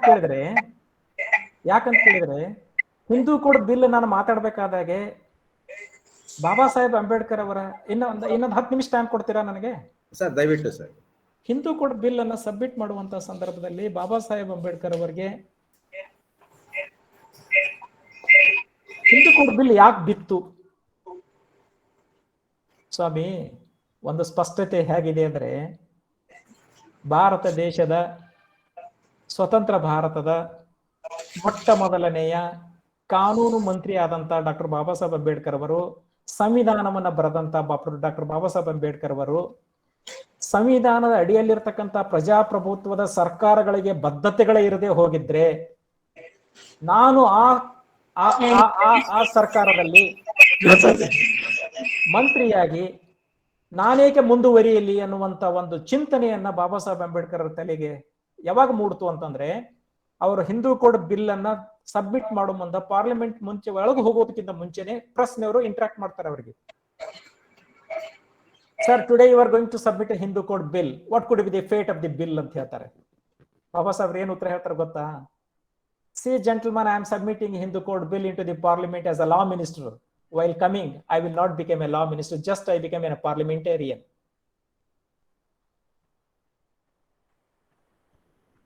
ಯಾವ ಒಂದು ಚುನಾಯಿತ ಪ್ರಜಾಪ್ರಭುತ್ವದ ಸರ್ಕಾರದಲ್ಲಿ ಪ್ರಧಾನ ಮಂತ್ರಿಗಳು ಎಲ್ಲ ಕ್ಯಾಬಿನೆಟ್ ಮಿನಿಸ್ಟರ್ ಒಳಗೊಂಡಂತ ಒಬ್ಬ ಲೀಡರು ಇಡೀ ಎಲ್ಲ ಇಲಾಖೆಯ ಸಂಬಂಧಪಟ್ಟತಕ್ಕಂಥ ಯಾವುದೇ ಒಂದು ಬಿಲ್ ಅನ್ನ ಪ್ರಸ್ತಾವನೆಗೆ ತಂದಾಗೆ ಇಡೀ ಸರ್ಕಾರ ಬದ್ಧತೆಯಿಂದ ಅದನ್ನ ಪ್ರಸ್ತಾವನೆಗೆ ಸಹಿ ಹಾಕಬೇಕು, ಒಪ್ಕೋಬೇಕು. ಇದು ಬದ್ಧತೆ, ಸರ್ಕಾರದ ಬದ್ಧತೆ. ಪ್ರಧಾನಮಂತ್ರಿಗಳೇ ಒಬ್ಬ ಲಾ ಮಿನಿಸ್ಟರ್ ಇರ್ತಕ್ಕಂಥ ಒಬ್ಬ ಲಾ ಮಿನಿಸ್ಟರ್ ಒಂದು ಪ್ರಪೋಸಲ್, ಅದು ಹಿಂದೂ ಕೋಡ್ ಬಿಲ್, ಅದು ಮಹಿಳೆಯರಿಗೆ ಸಂಬಂಧಪಟ್ಟಂತದ್ದು. ಶತಮಾನನಿಗೆ ತುಳಿತಕ್ಕೊಳಪಟ್ಟಂತ ಮಹಿಳೆಯ ಈ ಪ್ರಾತಿನಿಧ್ಯವನ್ನ ಪ್ರತಿಯೊಂದು ಲೆಕ್ಕಾಚಾರದಲ್ಲಿ ಬಾಬಾ ಸಾಹೇಬರು ಮಾಡ್ತಕ್ಕಂಥ ಒಂದು ಕೋಡಿಫಿಕೇಶನ್ ಅಂತೀವಿ ನಾವು ಅದಕ್ಕೆ. ಅಂದ್ರೆ ನೀವೆಲ್ಲ ಹಂತಗಳಲ್ಲಿ ಹೇಳ್ಬೇಕಂದ್ರೆ ಕೋಡಿಫಿಕೇಶನ್ ಮಾಡ್ಕೊಂಡಂತ ಒಂದು ಬಿಲ್ಲು ಅದು ಡಿಫೀಟ್ ಆಗತ್ತೆ, ಸರ್ಕಾರದಿಂದ ಡಿಫೀಟ್ ಆಗತ್ತೆ ಅಂದ್ರೆ ಆ ಸರ್ಕಾರದಲ್ಲಿ ನಾನೇಕ ಮಂತ್ರಿಗಿರಿ ಆಗಿರಬೇಕು ಅನ್ನೋ ಒಂದು ಕಾರಣಕ್ಕಾಗಿ ಅವರು ರೆಸಿಗ್ನೇಷನ್ ಮಾಡಿ ಹೊರಗೆ ಬಂದರು. Today people are talking about the table. ಗುದ್ದಿ ಮಾತಾಡ್ತಾರೆ. ಇವತ್ತು 33% ಮಹಿಳೆಯರಿಗೆ ಬೇಕು ಅಂತ ಮಹಿಳೆಯನೇ ಗುದ್ದಿ ಮಾತಾಡ್ತಾಳೆ. ಹೊರಗೆ ಬಂದು ಅಂಬೇಡ್ಕರ್ ಬಗ್ಗೆ ಕೇಳಿದ್ರೆ ಏನು ಹೇಳಲಿಕ್ಕೆ ಬರೋದಿಲ್ಲ, ನಾವು ಮೇಲ್ಜಾತಿ ಅವ್ರಿ. ಇವೆಲ್ಲ ನಾ ಯಾಕೆ ನಿಮಗೆ ಸ್ಪಷ್ಟತೆ ಹೇಳ್ತೇನೆ ಅಂದ್ರೆ, ಈ ಎಲ್ಲ ಸೂಕ್ಷ್ಮತೆಗಳನ್ನ ನಾವು ತಿಳಿಸಿ ಹೇಳ್ಬೇಕಾದ್ರೆ ನನಗೆ ಟೈಮ್ ಬೇಕು. ಆ ಕಾರಣಕ್ಕಾಗಿ ನಾ ಕೆಲವೊಂದು ಟಚ್ ಮಾಡಲ್ಲ. ಅಂದ್ರೆ ಭಾರತ ರಾಷ್ಟ್ರ ನಿರ್ಮಾಣ 1947 ನಿರ್ಮಾಣ ಆಯ್ತು ನಮಗೆ ಸ್ವತಂತ್ರ ಭಾರತ. ಅದು ಅಷ್ಟು ಕಟ್ಟನ ಸೀಮಿತ ಇಟ್ಕೊಂಡಿದ್ದೆ. ಇನ್ನು ಡೆಮಾಕ್ರಸಿ ಮಾತಾಡಕ, ಕಾನ್ಸ್ಟಿಟ್ಯೂಷನ್ ಮಾತಾಡ್ಬೇಕಾದ್ರೆ ಡಿಬೇಟ್, ನನ್ನ ಕಾನ್ಸ್ಟಿಟ್ಯೂಷನ್ ಅಸೆಂಬ್ಲಿ ಡಿಬೇಟ್ ಇವ್ರು 13 ದಿನ ಒಂದೇ ಒಂದು ಏನು ಫ್ರೀಡಮ್ ಆಫ್ ಸ್ಪೀಚ್ ಮೇಲೆ 13 ದಿನ ಡಿಸ್ಕಷನ್ ನಡೀತಿರಿ ಕಾನ್ಸ್ಟಿಟ್ಯೂಷನ್ ಅಸೆಂಬ್ಲಿ ಡಿಬೇಟ್ ನಲ್ಲಿ. 13 ದಿನಗಳ ಒಂದು ಪ್ರಶ್ನೆಗೆ ಬಾಬಾ ಸಾಹೇಬ್ ಅಂಬೇಡ್ಕರ್ 3 ನಿಮಿಷದಲ್ಲಿ ಉತ್ತರ ಕೊಟ್ಟಿದ್ದು. 13 ದಿನ ಕಂಟಿನ್ಯೂಸ್ ಆಗಿ ಡೇ ಅಂಡ್ ನೈಟ್ ಒಂದೇ ಒಂದು ಚರ್ಚೆಗೆ ವಿಷಯನ ಪ್ರಸ್ತಾವನೆಗೆ ಹಾಕಿದರೆ 13 ದಿನಗಳ ಅದೇ ಚರ್ಚೆಯಲ್ಲಿ ಮಾಡಿದರು. ಆದ್ರೆ ಬಾಬಾ ಸಾಹೇಬರು ಕೇವಲ 3 ನಿಮಿಷದಲ್ಲಿ ಉತ್ತರ ಕೊಟ್ಟಂತ ಶ್ಲಾಘನೀಯ ಈ ಬಾಬಾ ಸಾಹೇಬರಿಗೆ ಯಾಕೆ ಸಲ್ಲತ್ತೆ ಅಂದ್ರೆ ಅವ್ರದ್ದು ಇಂಟೆಲೆಕ್ಚುಯಲ್ ಕೆಪಾಸಿಟಿನೇ ಅನ್ನೋದು. ನನಗೆ ಅವ್ರ ಬಗ್ಗೆ ಇಂಟೆಲೆಕ್ಚುಯಲ್, ನಾನೇನಾದರೂ ಬೇರೆ ವಿಷಯದಲ್ಲಿ ನಾನು ಇಷ್ಟು ರಿಸರ್ಚ್ ಮಾಡ್ತಿದ್ದೆ ಅವ್ರ ಬಗ್ಗೆ, ನನಗೆ ಎಷ್ಟು ರಿಸರ್ಚ್ ಮಾಡಿದ್ರು ಸಮಾಧಾನ ಆಗ್ತಿದ್ದಿಲ್ಲ. ಅಷ್ಟು ಬಾಬಾ ಸಾಹೇಬ್ ಅಂಬೇಡ್ಕರ್ ನಮಗೆ ಈ ದೇಶಕ್ಕೆ ಕೊಟ್ಟು ಹೋಗಿದ್ದಾರೆ ಕೊಡುಗೆ.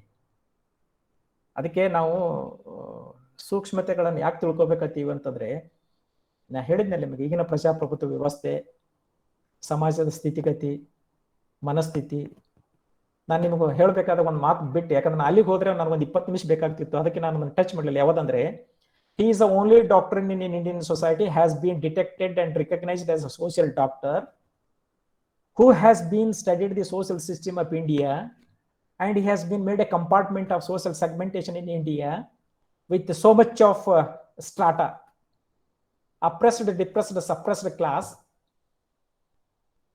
oppressed, depressed, social, oppressed, depressed, suppressed class, emitted, limited, omitted class, exploited, discriminated and marginalized sections of the society. 9 ಸ್ಟ್ರಾಟ ಮಾಡಿದ್ರಿ ಅವರು ಅವಾಗ. ಇವತ್ತಿಗೂ ಜೀವಂತವಾಗಿದ್ದಾವ. 75 ವರ್ಷ ಆಯ್ತು ನಮಗೆ ಸ್ವತಂತ್ರ ಸಿಕ್ಕು, ಪ್ರಜಾಪ್ರಭುತ್ವ ಗೌರ್ಮೆಂಟ್ ಬಂದು, ಕಾನ್ಸ್ಟಿಟ್ಯೂಷನ್ ಎಲ್ಲಾ ಪ್ರೊವಿಷನ್ಗಳಿದ್ದಾವೆ. ಇವತ್ತಿಗೂ ಕೂಡ ಈ ಸೆಗ್ಮೆಂಟೇಶನ್ ಹೋಗಿಲ್ಲ. ನಾವೆಲ್ಲರೂ ಬಟ್ ಮಾಡೋದು ಬೇರೆದವರಿಗೆ ಬಟ್ ಮಾಡ್ತೀವಿ. ಸ್ವಾಮಿ, ನಮ್ಮ ರೋಲ್ ಏನಿದೆ ದಯವಿಟ್ಟು ತಪ್ಪು ತಿಳ್ಕೋಬೇಡಿ. ನಾ ಏನು ಮಾತಾಡ್ತೀನಿ ಅದಕ್ಕೆ ಬದ್ದಿರ್ತೀನಿ, ಅದ್ರಾಗ ಏನು ಎರಡು ವಿಷಯ ಇಲ್ಲ. ಇವತ್ತಿಗೂ ಕೂಡ ನಾವು ವರ್ಷಕ್ಕೊಮ್ಮೆ ಬಾಬಾ ಸಾಹೇಬರ ಜನ್ಮದಿನವನ್ನ ನಾವು ವಿಶ್ವವಿದ್ಯಾಲಯಗಳಲ್ಲಿ ಕಾರ್ಯಕ್ರಮಗಳಲ್ಲಿ, ಸಾಮಾಜಿಕ ಕಾರ್ಯಕ್ರಮಗಳಲ್ಲಿ, ಜಿಲ್ಲಾಡಳಿತ ಕಾರ್ಯಕ್ರಮಗಳಲ್ಲಿ ಹೋಗಿ ಕಾರ್ಯಕ್ರಮ ಮಾಡ್ತೀವಿ ವಿನಃ ಬಾಬಾ ಸಾಹೇಬರಿಂದ ಪಡ್ಕೊಂಡಂತ ನಾವು ಒಂದು ದಿನನೂ ಕೂಡ ಸ್ವಂತ ಖರ್ಚಿನಲ್ಲಿ ನಾವು ಬಾಬಾ ಸಾಹೇಬರ ಜಯಂತಿ ಮಾಡಿದ ಉದಾಹರಣೆಗಳೇ ಇಲ್ಲ. ಇದು ನಮ್ಮ ಸಾಮಾಜಿಕ ಬದ್ಧತೆ ಎಷ್ಟಿದೆ, ಅವ್ರಿಗೆ ಎಷ್ಟು ಪ್ರಜ್ಞೆ ಇತ್ತು. ನಾವು ವಿದ್ವತ್ವವನ್ನು ಪಡ್ಕೊಂಡವರು, ನಾವು ವಿಶ್ವವಿದ್ಯಾಲಯಗಳಲ್ಲಿ, ಕಾಲೇಜುಗಳಲ್ಲಿ, ಬೇರೆ ಬೇರೆ ಹುದ್ದೆಯನ್ನು ಅಲಂಕರಿಸಿದ್ದು, ಶಿಕ್ಷಣ ಕ್ಷೇತ್ರವನ್ನು ಪಡ್ಕೊಂಡು ಅವರು ಕೊಟ್ಟಂತ ರೆಡ್ ಕಾರ್ಪೆಟ್ ಮೇಲೆ ನಾವು ಇವತ್ತು ಬಂದು ಈ 21ನೇ ಶತಮಾನದಲ್ಲಿ ನಾವು ನಿಂತ್ಕೊಂಡಿದ್ದು. ನಾವೇನ್ ಸೊಸೈಟಿ ನೋಡಿದೀವಿ, ಆ ಸೆಕ್ಷನ್ಗಳು ಇನ್ನೂ ಹಾಗೆ ಇದಾವೆ. ನಾವು ಯಾವ ಸೆಕ್ಷನ್ ಅನ್ನ ಅಡ್ರೆಸ್ ಮಾಡಿದೀವಿ? ಅದಕ್ಕೆ ಸ್ವಲ್ಪ ನಮಗೆ ಸಿಟಿಗೆ ತರಿಸ್ಬೇಡ್ರಿ. ನಾವು ಮಾತಾಡಕತ್ತೆ ಅವ್ರು ಭಾಳ ಮಾತಾಡ್ತೀವಿ. ನಮ್ಮ ನೋವುಗಳು ನಾವೇ ಹೇಳ್ಕೋಬೇಕು. ನಮ್ಮ ನೋವುಗಳಿಗೆ ಎಲ್ಲಿಯೂ ಕೂಡ ಔಷಧಿಗಳು ಸಿಕ್ಕಿಲ್ಲ.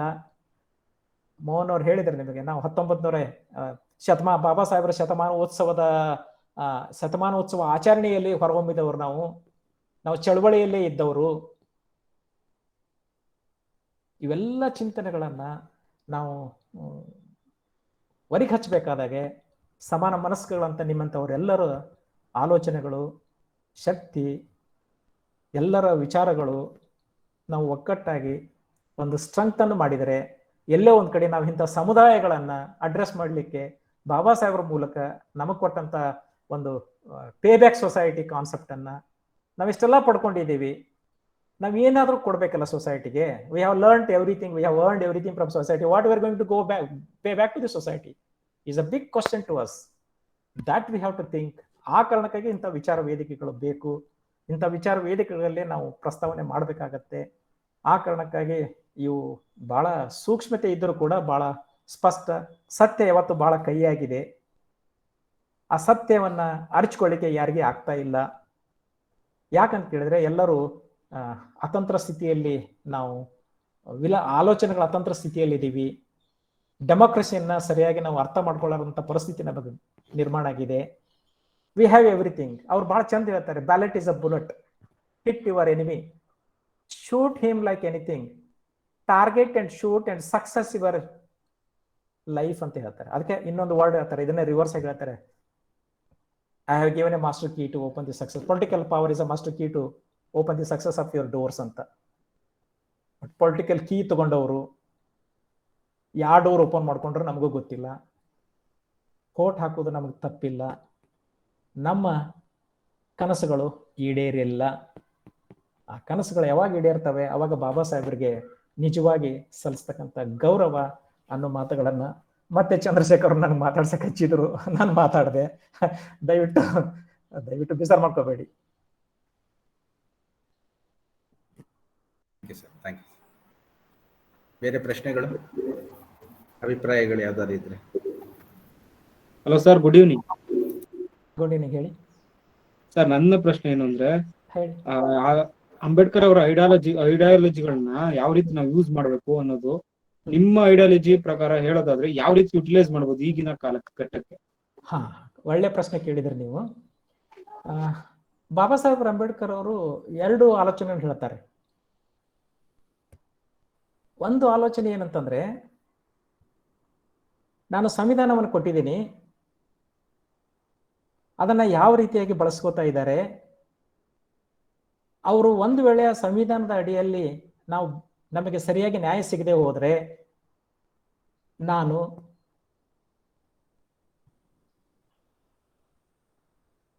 ನ್ಯಾಚುರಲ್ ಆಗಿ ಸರೆಂಡರ್ ಆಗ್ತೀನಿ ಅಂತ. ನ್ಯಾಚುರಲ್ ಆಗಿ ನಾವು ಅಲ್ಟಿಮೇಟ್ ಅಂತ. ಜನಗಳು ಅದನ್ನು ಏನೋ ಮಾಡಿ ಮಿಸ್ಗೈಡ್ ಮಾಡ್ಬೋದು, ಆದ್ರೆ ನ್ಯಾಚುರಲ್ ಲಾ ಅನ್ನ ಮಿಸ್ಗೈಡ್ ಮಾಡ್ಲಿಕ್ಕೆ ಆಗಲ್ಲ. ಅದಕ್ಕೆ ಸ್ಪಷ್ಟತೆ ಹೆಂಗ್ ಕೊಡ್ತಾರಂದ್ರೆ, the birth is an accident, death is a definite, it is a law of nature, one cannot x, no one cannot be, therefore no one has not been remained in this great earth, one has to surrender to the nature. ಹಾಗೆ ಬಾಬಾ ಸಾಹೇಬ್ರು ನಮಗೆಲ್ಲನೂ ಕೊಟ್ಟಿದ್ದಾರೆ. ನಿಸರ್ಗ ನಮ್ಗೆ ಹೆಂಗ್ ಕೊಟ್ಟಿದೆಯಲ್ಲ ಹಾಗೆ ಬಾಬಾ ಸಾಹೇಬ್ರೇ ನಮ್ಗೆಲ್ಲನೂ ಕೊಟ್ಟಿದ್ದಾರೆ. ನಾವ್ಯಾಕೆ ಅದನ್ನ ಮಾರ್ಪಾಡು ಮಾಡ್ಕೊಳ್ತಾ ಇಲ್ಲ?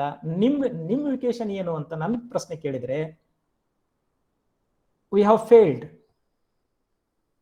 failed to identify our own people in a grassroots level of the limited societies.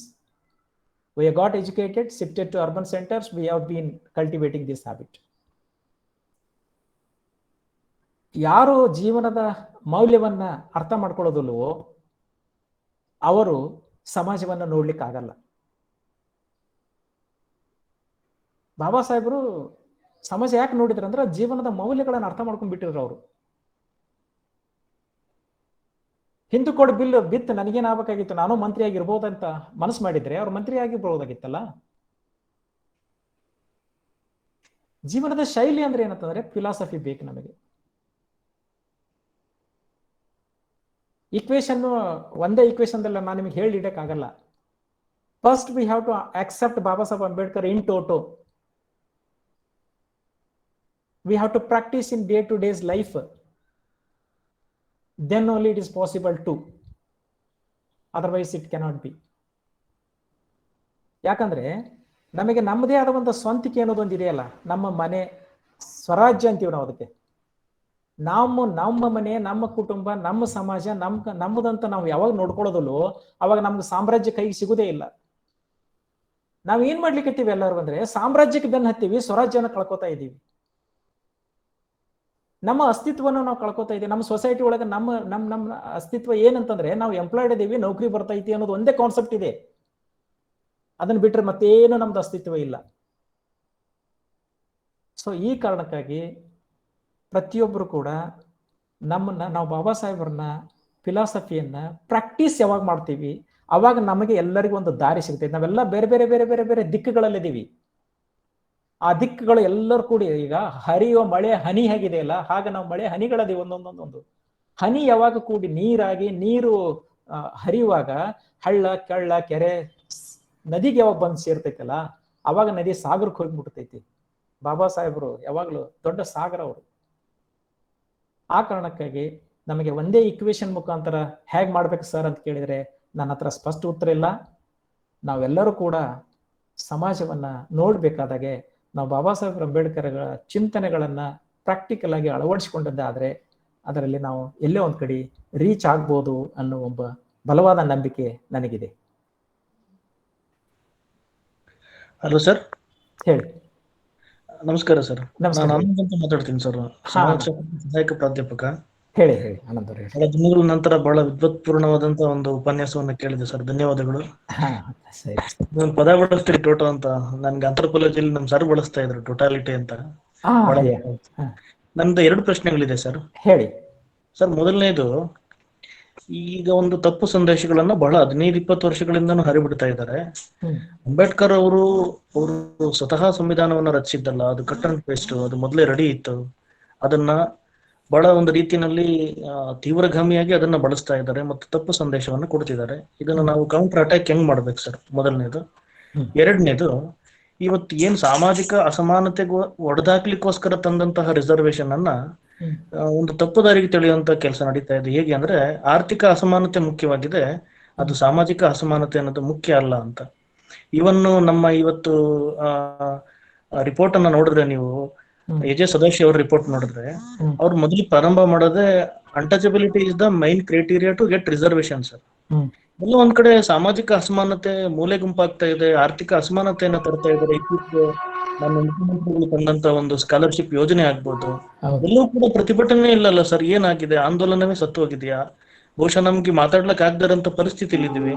ಬಹುಶಃ ನೀವು ನಮ್ಮನ್ನು ಮತ್ತೊಮ್ಮೆ ಎಚ್ಚರಿಸಿ. ಆನಂದ್ ಅವರು ಹಲೋ ಸರ್.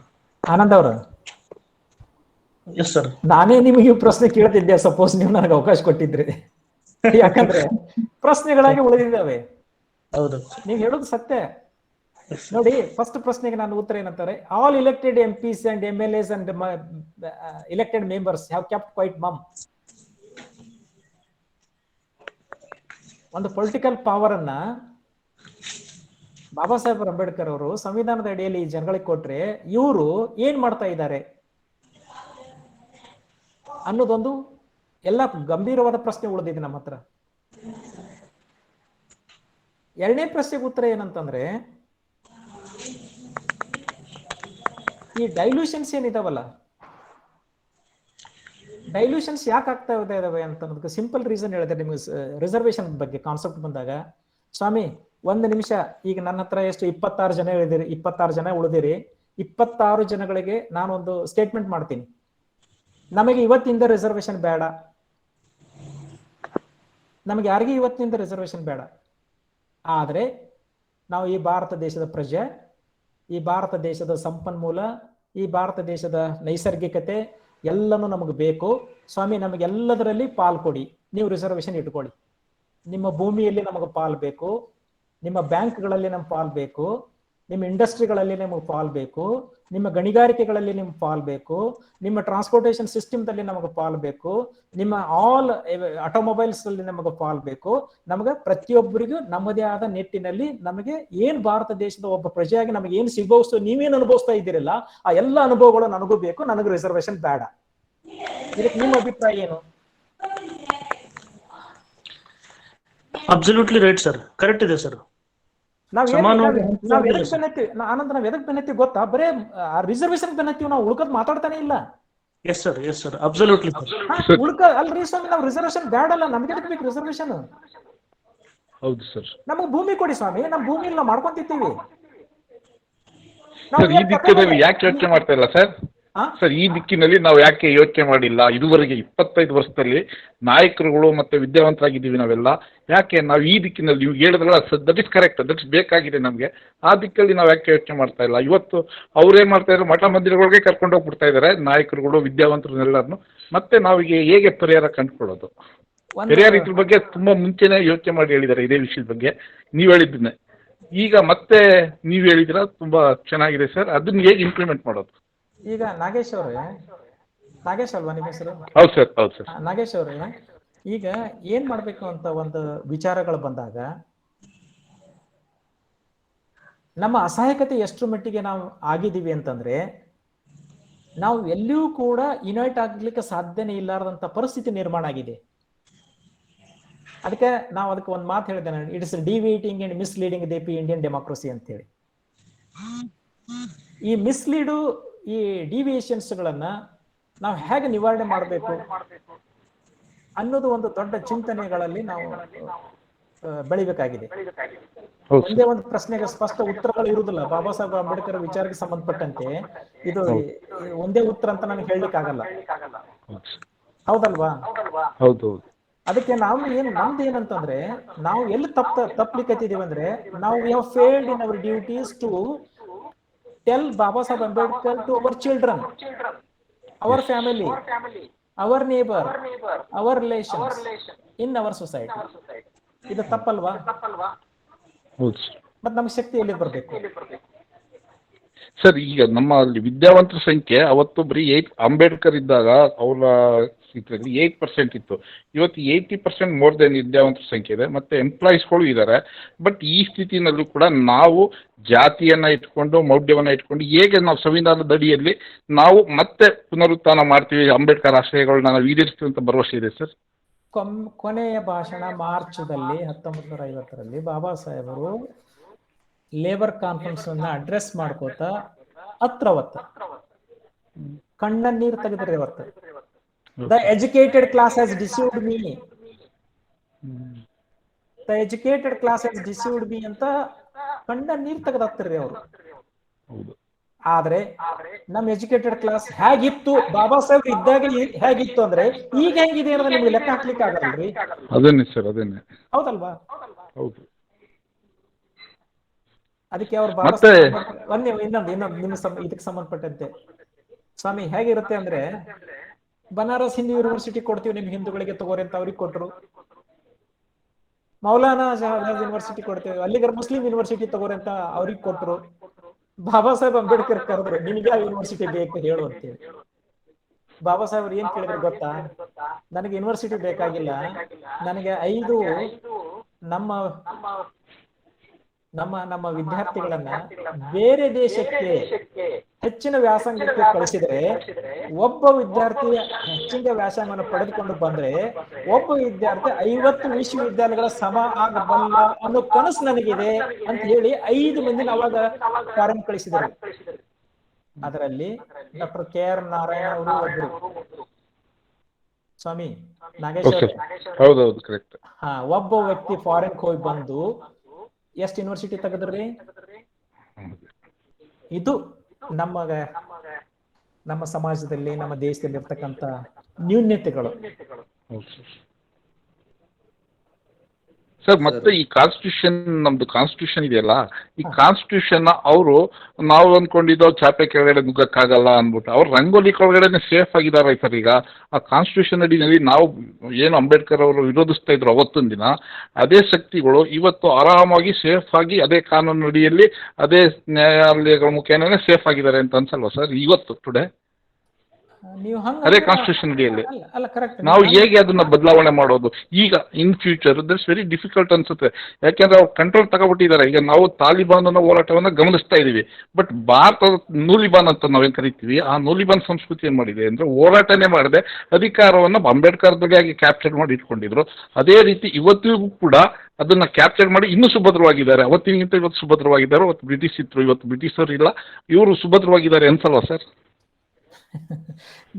ನೀವು ಕೂಡ ಸ್ವಾಮಿ 78,000 register organisation on the name of doctor Baba Saheb Ambedkar in the country is been functioning. ಹೌದು ಸರ್, ಹೌದು, ಖಂಡಿತ. How many elected representatives are there since 1947 to till today belonging to scheduled caste and scheduled tribes and minorities and backward caste and Dalits in this great country? ಹೌದು sir. ಎಲ್ಲಿ ಹೋದ್ರು ಎಲ್ಲಿ ಹೋದ್ರು? ಅದನ್ನೇ ನಾನು ಕ್ವಶನ್ ಮಾಡ್ತಾ ಇರೋದು. ಅವರೆಲ್ಲ ಬಂದು ಅವರು ಆ ಸಂಸ್ಕೃತಿ ಒಳಗಡೆ ಅಡಾಪ್ಟ್ ಆಗ್ಬಿಟ್ಟಿದಾರಲ್ಲ. ಹೇಗೆ ಇದನ್ನ ಬಿಡಿಸಿ ನಾವು ಹೊಸ ನಮ್ಮ ಮುಂದಿನ ಎಜುಕೇಶನ್ ಇವತ್ತು ಆಲ್ರೆಡಿ ನೀವು ಗಮನಿಸ್ತಾ ಇದ್ದೀರಾ, ನಿಮ್ಗೆ ಇನ್ನೂ ಚೆನ್ನಾಗಿ ಇವತ್ತು ಎಜುಕೇಶನ್ ಅಲ್ಲಿ ತಗೊಳಕ್ಕಾಗತ್ತಾ ನೆಕ್ಸ್ಟ್ ನಮ್ಮ ಮಕ್ಕಳುಗಳು? ಮತ್ತೆ ಆರೋಗ್ಯದ ಬಗ್ಗೆ, ವಸತಿ ಬಗ್ಗೆ, ಎಂಪ್ಲಾಯ್ಮೆಂಟ್ ಅಂತ ತುಂಬಾ ದುರ್ಬಲವಾಗ್ತಾ ಇದೆ. ಡೇ ಬೈ ಡೇ ತುಂಬಾ ದುರ್ಬಲವಾಗ್ತಾ ಇದೆ. ಭದ್ರತೆ ಅನ್ನೋದೇ ಇಲ್ಲ ಎಂಪ್ಲಾಯೀಸ್ ಲೈಫು. ಎಲ್ಲ ಪ್ರೈವೇಟೈಸೇಷನ್ ಆಗ್ತಾರೆ. ಪ್ರೈವೇಟೈಸೇಷನ್ ಆದ್ಮೇಲೆ ನೀವು ಸಮಾನತೆ ಮತ್ತೆ ಜಾತಿ ನಿರ್ಮೂಲನೆ ಮಾಡಕ್ ಸಾಧ್ಯನಾ ಅಂತ? ಈಗ 1947ರಿಂದ ಇವತ್ತಿವರೆಗೂ ಈ ದೇಶದಲ್ಲಿ ಹುಟ್ಟಿದ ಜನಸಂಖ್ಯೆ ಎಷ್ಟು, ಸತ್ತ ಜನಸಂಖ್ಯೆ ಎಷ್ಟು? ನನಗೊಂದು ಫಿಗರ್ ಹೇಳ್ತೀರಿ ನೀವು? ಆಗ 60 crores ಇತ್ತು, ಈಗ 131 crores ಇದೆ. ಭಾರತ ಸರ್ಕಾರಕ್ಕೆ ಗೊತ್ತಿಲ್ರಿ ಸ್ವಾಮಿ. ಹೌದು, ಸೆನ್ಸಸ್ ಡಿಪಾರ್ಟ್ಮೆಂಟ್ ಇದೆ, ಹೌದು, ರೆಕಾರ್ಡ್ ಆಫ್ ರೈಟ್ಸ್ ಇದೆ, ಹೌದು, ರೆಕಾರ್ಡ್ ಆಫ್ ಡೆತ್ ಇದೆ, ಎನ್ಯುಮರೇಷನ್ ಸೆಂಟರ್ಸ್ ಅದಾವೆ, ಪ್ರೈವೇಟ್ ಏಜೆನ್ಸಿ ಇದಾವೆ. ಆದ್ರೂ ನಮ್ಗೊಂದು ಫಿಗರ್ ಗೊತ್ತಿಲ್ಲ. ಕರೆಕ್ಟ್. ಆದ್ರೆ ಅವ್ರ ಹೆಸರು ಅಡ್ರೆಸ್ ಅಂತೂ ದೂರದ ಮಾತು. ಹೌದು. ಆದ್ರೆ ನಿಮ್ ಪ್ರಕಾರ ಅಲ್ಲಿಂದ 125 ಕೋಟಿ ಜನಗಳಿಗೆ ಬಂದ್ ಹತ್ತಿದ್ರೆ ಅದರಲ್ಲಿ ಬಾಬಾ ಸಾಹೇಬರು ಒಬ್ಬರು ನಿಮ್ಗೆ ಸಿಗ್ತಾರೆ. ಹೌದು, ಅರ್ಥ ಆಯ್ತಲ್ವಾ ನಾ ಹೇಳಿದ್ದು? ಖಂಡಿತ ಸರ್. ಅದಕ್ಕೆ ನಾವೇನಂತಂದ್ರೆ ಯಾಕೆ ಈ ಮಾತನ್ನ ಹೇಳ್ತೀನಿ ಅಂದ್ರೆ, ನಿಮ್ಮಂತವ್ರು ನಮ್ಮಂತವ್ರು ಅದೀವಂತ ತಿಳ್ಕೊಂಡು ಇವತ್ತು ಬಾಬಾ ಸಾಹೇಬರ ಚಿಂತನೆಗಳೆಲ್ಲ ಮಾತಾಡ್ಲಿಕ್ಕೆ ಹೌದು ಸರ್. ಈ ಉಳ್ಕದವ್ರು ಆರಾಧನೆ ಬರ್ತಾ ಇದಾರೆ. ಅದಕ್ಕೆ ನಮ್ದು ಏನ್ ಕೆಲಸ ಅಂದ್ರೆ, ಹೇಗ ಹುಟ್ಟಿದ್ರಲ್ಲ ಅವ್ರು ಹಾಗೆ ಸತ್ತಿದ್ದಾರೆ. ಇವರು ಸ್ವಲ್ಪ ಸೊಸೈಟಿನ ಅಂತರದಿಂದ ನೋಡ್ಕೊಂಡು ತ್ಯಾಗ ಮಾಡಿ ಸಮಾಜಕ್ಕೆ ಏನಾದ್ರು ಕೊಡ್ಬೇಕಂತ ಒಂದು ಕೊಟ್ಟ ಕಾರಣಕ್ಕಾಗಿ ಇತಿಹಾಸದಲ್ಲಿ ಉಳಿದ್ರು.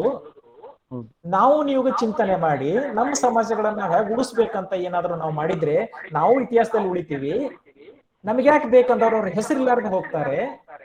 ಇದಕ್ಕೊಂದು ಸ್ಪಷ್ಟ ಉದಾಹರಣೆ ಅಲ್ಲ, ಒಂದು ಸ್ಪಷ್ಟ ಏನಂತಾರೆ, ಒಂದು ನಿದರ್ಶನ ಅಂತಂದ್ರೆ ಎಲ್ಲಾ ರಾಜಮನೆತನಗಳ ವಂಶ ಇವತ್ತು ಹುಡುಕಾಡಿದ್ರೆ ನಿಮ್ಗೆ ಸಿಗುದಿಲ್ಲ.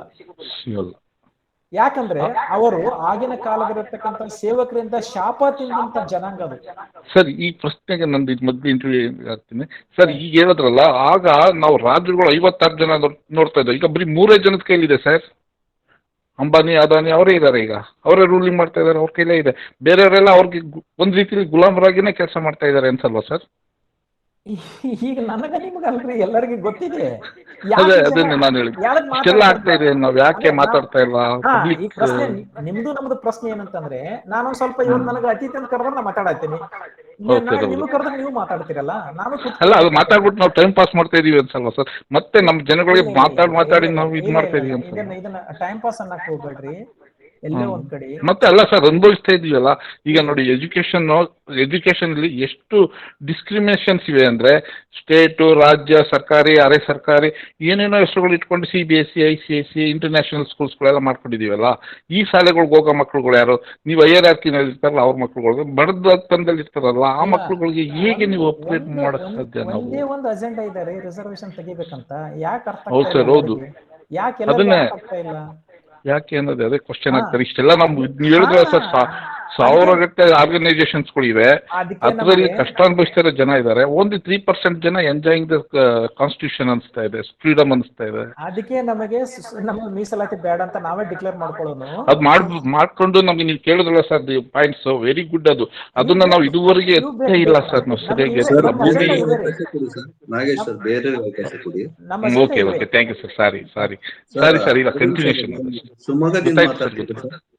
ಥ್ಯಾಂಕ್ ಯು ಸರ್, ತುಂಬಾ ಚೆನ್ನಾಗಿತ್ತು ಸರ್ ನಿಮ್ಮ ಉಪನ್ಯಾಸ, ಎಜುಕೇಟಿವ್ ಆಗಿತ್ತು sir. Thank you sir. Arvind sir, ನಾನು ಶಿವಮೊಗ್ಗದಿಂದ ಮಾತಾಡ್ತಾ ಇರೋದು.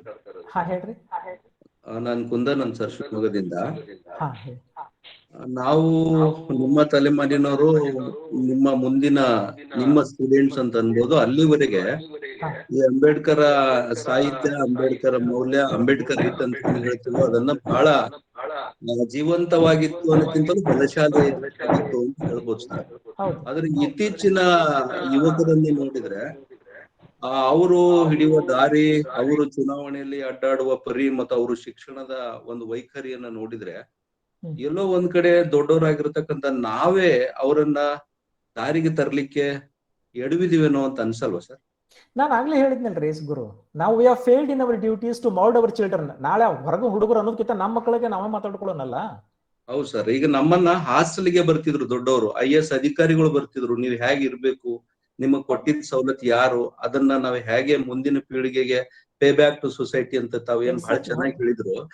ಅದು ಹೇಳುವಲ್ಲಿ ಈಗ ನಾವು ಎಡುತ್ತಾ ಇದೀವಲ್ಲ ಸರ್. ಅದರಲ್ಲಿ ಈಗ ರೈಟು ಲೆಫ್ಟು ಹೈರಾರ್ಕಿ ಮಾಡ್ಕೊಂಡ್ರು. ಸ್ಟ್ರೇಟ್ ಅಂತ ನೀವ್ ಏನ್ ಹೇಳಿದ್ರಲ್ಲೋ, ಅವರೇ ಅಂಬೇಡ್ಕರ್ ಅನ್ನ ಒಪ್ಕೊಳ್ಳುವ ಹಂತದಲ್ಲಿ ಅಂಬೇಡ್ಕರ್ ಅನ್ನೇ ತಿಳ್ಕೊಂಡಿಲ್ಲ. ಫಸ್ಟ್ ಆಫ್ ಆಲ್ ಒಪ್ಕೊಳ್ಳೋದು ಆಮೇಲೆ ಉಳಿತು. ಕಂಪ್ಲೀಟ್ ಅಂಬೇಡ್ಕರ್ ಅಂದ್ರೆ ಏನೊಂದು ಗೊತ್ತಿಲ್ಲದ ದಲಿತರೇ ಇರುವಾಗ ನಾವು ಇನ್ನೊಬ್ಬರಿಗೆ ಬಿಟ್ ಮಾಡೋದು ಬಹಳ ತಪ್ಪು ಅಂತ ಅನಿಸ್ತದೆ ಸರ್ ನನಗೆ. 100% ಅಮಾಂಗ್ ದಲಿತ್ಸ್ ಅಲ್ಲಿ ಅವರಿಗೆ ರಿಸರ್ವೇಶನ್ ಬೇಕು, ಕೆಲಸ ಬೇಕು. ಆದ್ರೆ ಒಬ್ಬ ಒರಿಜಿನಲ್ ಅಂಬೇಡ್ಕರ್ ರೈಟ್ ಹತ್ರ ಈ ದಲಿತರೇ ಬರಲ್ಲ. ಯಾಕಂದ್ರೆ ಅವ್ನು ಬರೀ ಅಂಬೇಡ್ಕರ್ ಬಗ್ಗೆನೇ ಹೇಳ್ತಾನೆ ಕಣ, ವಿ ಮಸ್ಟ್ ಬಿ ಲಿಬರಲ್ ಅಂತ ಹೇಳ್ಕೊಂಡು ನಮ್ಮಲ್ಲೇ ನಾವೇ ಸೆಕ್ಟ್ ಗಳನ್ನ ಮಾಡ್ಕೊಂಡು, ಕಂಪಾರ್ಟ್ಮೆಂಟ್ ಗಳನ್ನ ಮಾಡ್ಕೊಂಡು ಅಂಬೇಡ್ಕರ್ ಸಾಹಿತ್ಯ confine to only one community ಅನ್ನೋ ಹಂತಕ್ಕೆ ಬಂದು ತಲುಪಿದೆ ಸರ್.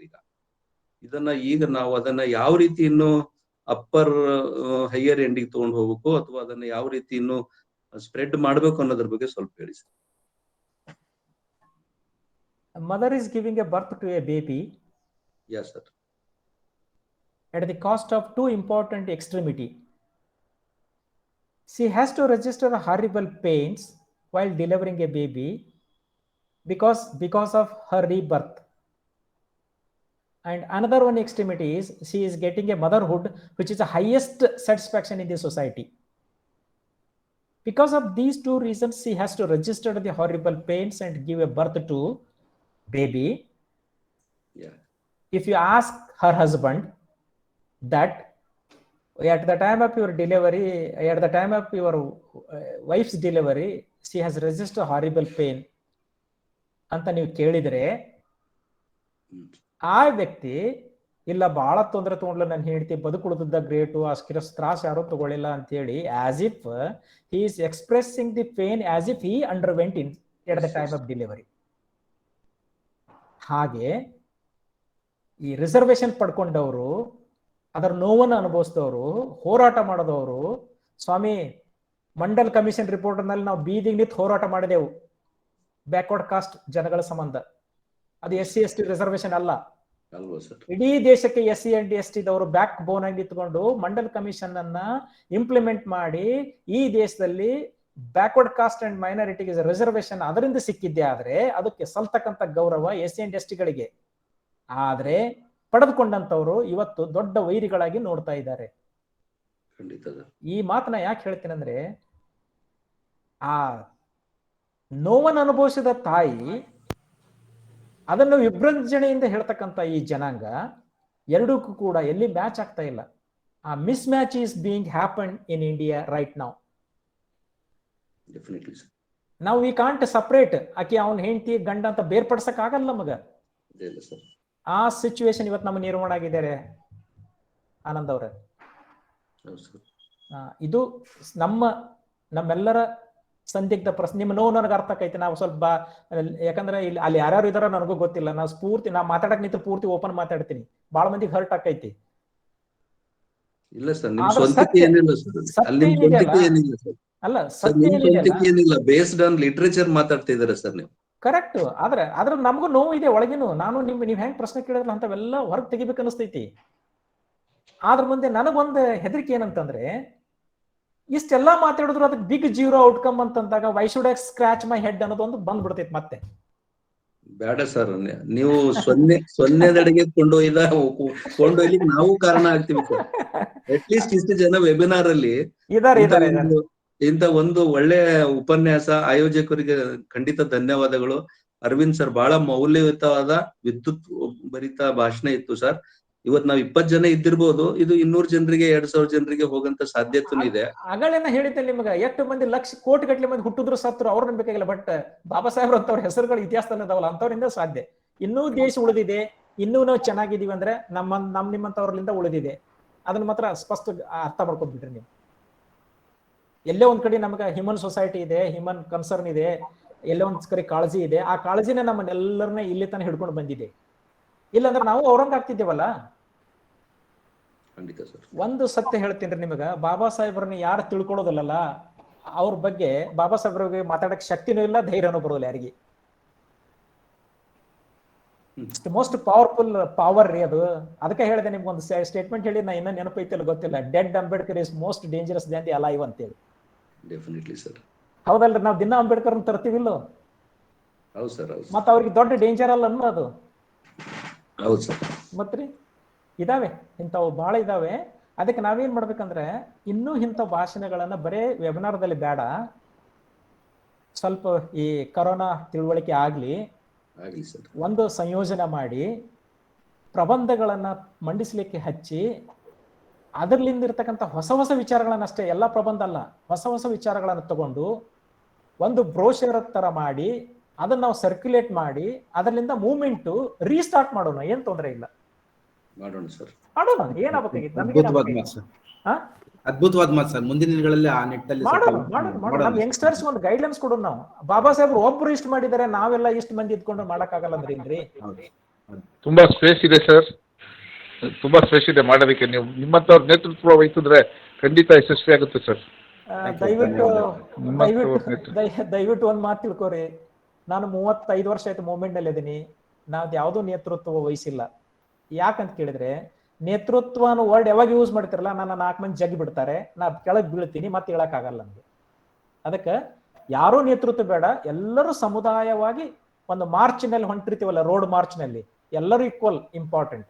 ಹಂಗ ಬೇಕಾದ್ರೂ ಒಂದು ವೇದಿಕೆ ಮಾಡ್ಕೊಳ್ಳೋಣ. ಅದರಲ್ಲಿ ಯಾರೂ ದೊಡ್ಡವರಲ್ಲ, ಯಾರೂ ಸಣ್ಣವರಲ್ಲ. ನಮ್ಮಲ್ಲಿ ದೊಡ್ಡ ಸಮಸ್ಯೆ ಏನಂತಂದ್ರೆ, ಬರೀ ಈಗ ಹೇಳಿದ್ದಲ್ಲಿ ನಿಮ್ಗೆ 78,000 ರಿಜಿಸ್ಟರ್ ಬಾಡಿ ಅದ. ಬರೀ ಅದ್ರಾಗ chairman, secretary, president, treasurer, executive member ಇಷ್ಟೇ ಇದಾರ.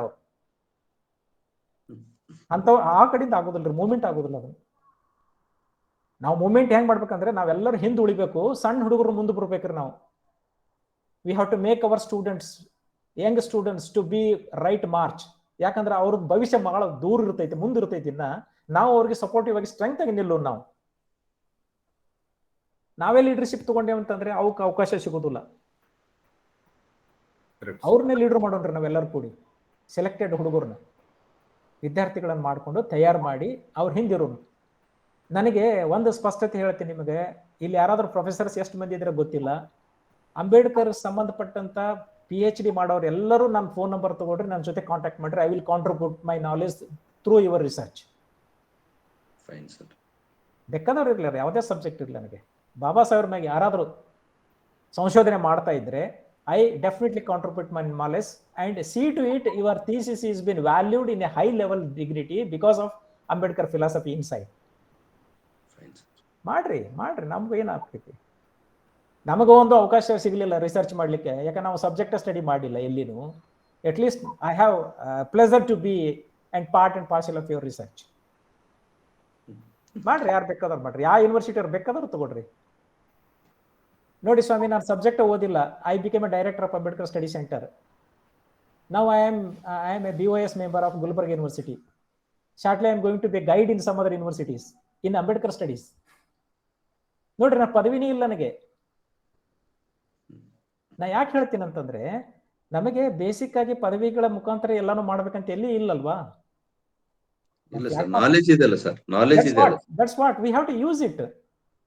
ನಮ್ಮ ಸೊಸೈಟಿಗೆ ಹೋಗ್ಬೇಕಲ್ಲ. ನನ್ನ ನಾಲೆಜ್ ನನ್ನ ಹತ್ರ ಉಳಿಬಾರ್ದ್ರಿ ಸ್ವಾಮಿ ಬಸವರಾಜ್ ಅವರೇ. ನನ್ನ ನಾಲೆಜ್ ನನ್ನ ಹತ್ರ ಉಳಿಬಾರ್ದಲ್ಲ, ಸೊಸೈಟಿಗೆ ಹೋಗ್ಬೇಕಲ್ಲ. ನಾನು ಪಡ್ಕೊಂಡಿದ್ದೆಲ್ಲ ಸೊಸೈಟಿಯಿಂದ ಪಡ್ಕೊಂಡಿ ನಾನು. I have to get back to society. I have to give a time, I have to give a treasure, I have give my talent. ಮೂರು ಕೊಡ್ಬೇಕು ನಾನು. ಅವಾಗ ನಾ ಮೂರು ಯಾವಾಗ ಕೊಡ್ತೀನಿಲ್ಲ, ಅವಾಗ ಬಾಬಾ ಸಾಹೇಬ್ ಅಂಬೇಡ್ಕರ್ಗೆ ನಾನು ನಿಜವಾದ ಗೌರವವನ್ನು ಸಲ್ಲಿಸ್ದಂಗಾಗತ್ತೆ ಅನ್ನೋದು ನನ್ನ ಅಭಿಪ್ರಾಯ. ಖಂಡಿತ ಸರ್. ಮತ್ತೆ ಯಾರೋ ಪ್ರಶ್ನೆ ಕೇಳ್ತಾ ಇದ್ದಾರೆ, ಚಾಟ್ ಬಾಕ್ಸ್ ನಲ್ಲಿ ಬರ್ತಾ ಇದ್ದಾವೆ, ಅವರಿಗೆ ಅವಕಾಶ ಮಾಡಿಕೊಡೋಣ.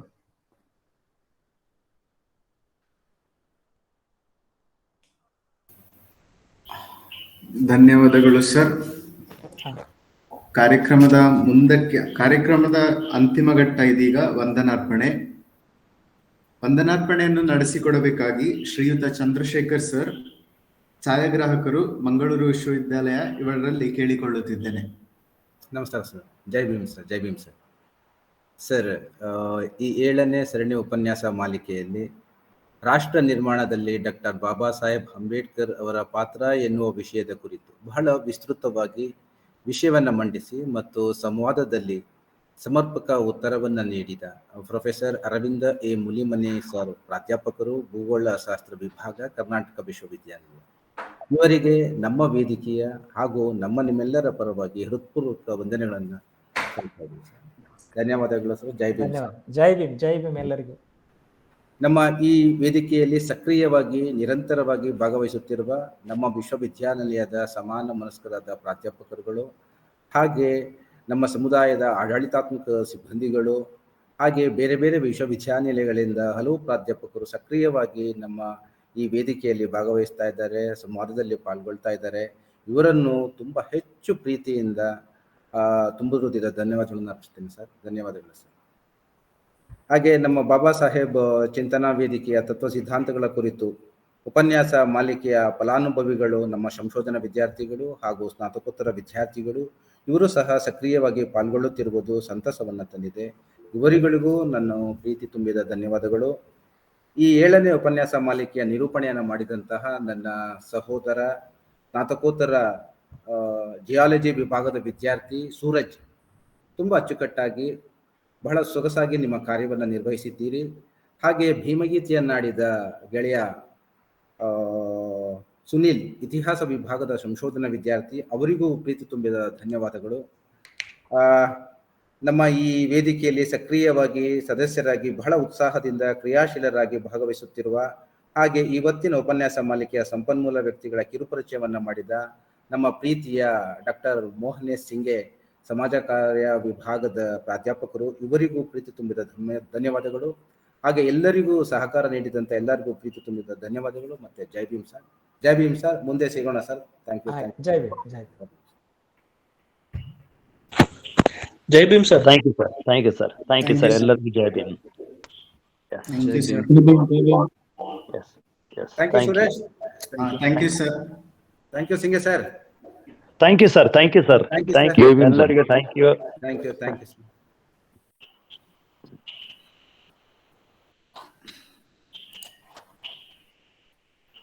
ಕಟ್ ಮಾಡಿದ್ರ ಸರ್ ಸಿಂಗೆ ಸರ್? ಎಕ್ಸಿಟ್ ಆಗ್ಬೋದಲ್ಲ sir? Exit. Okay, thank you Suresh, thank you very much. ನೀಟಾಗಿ ಮಾಡಿದ್ರಿ, ಅಭಿನಂದನೆಗಳು. Thank you sir.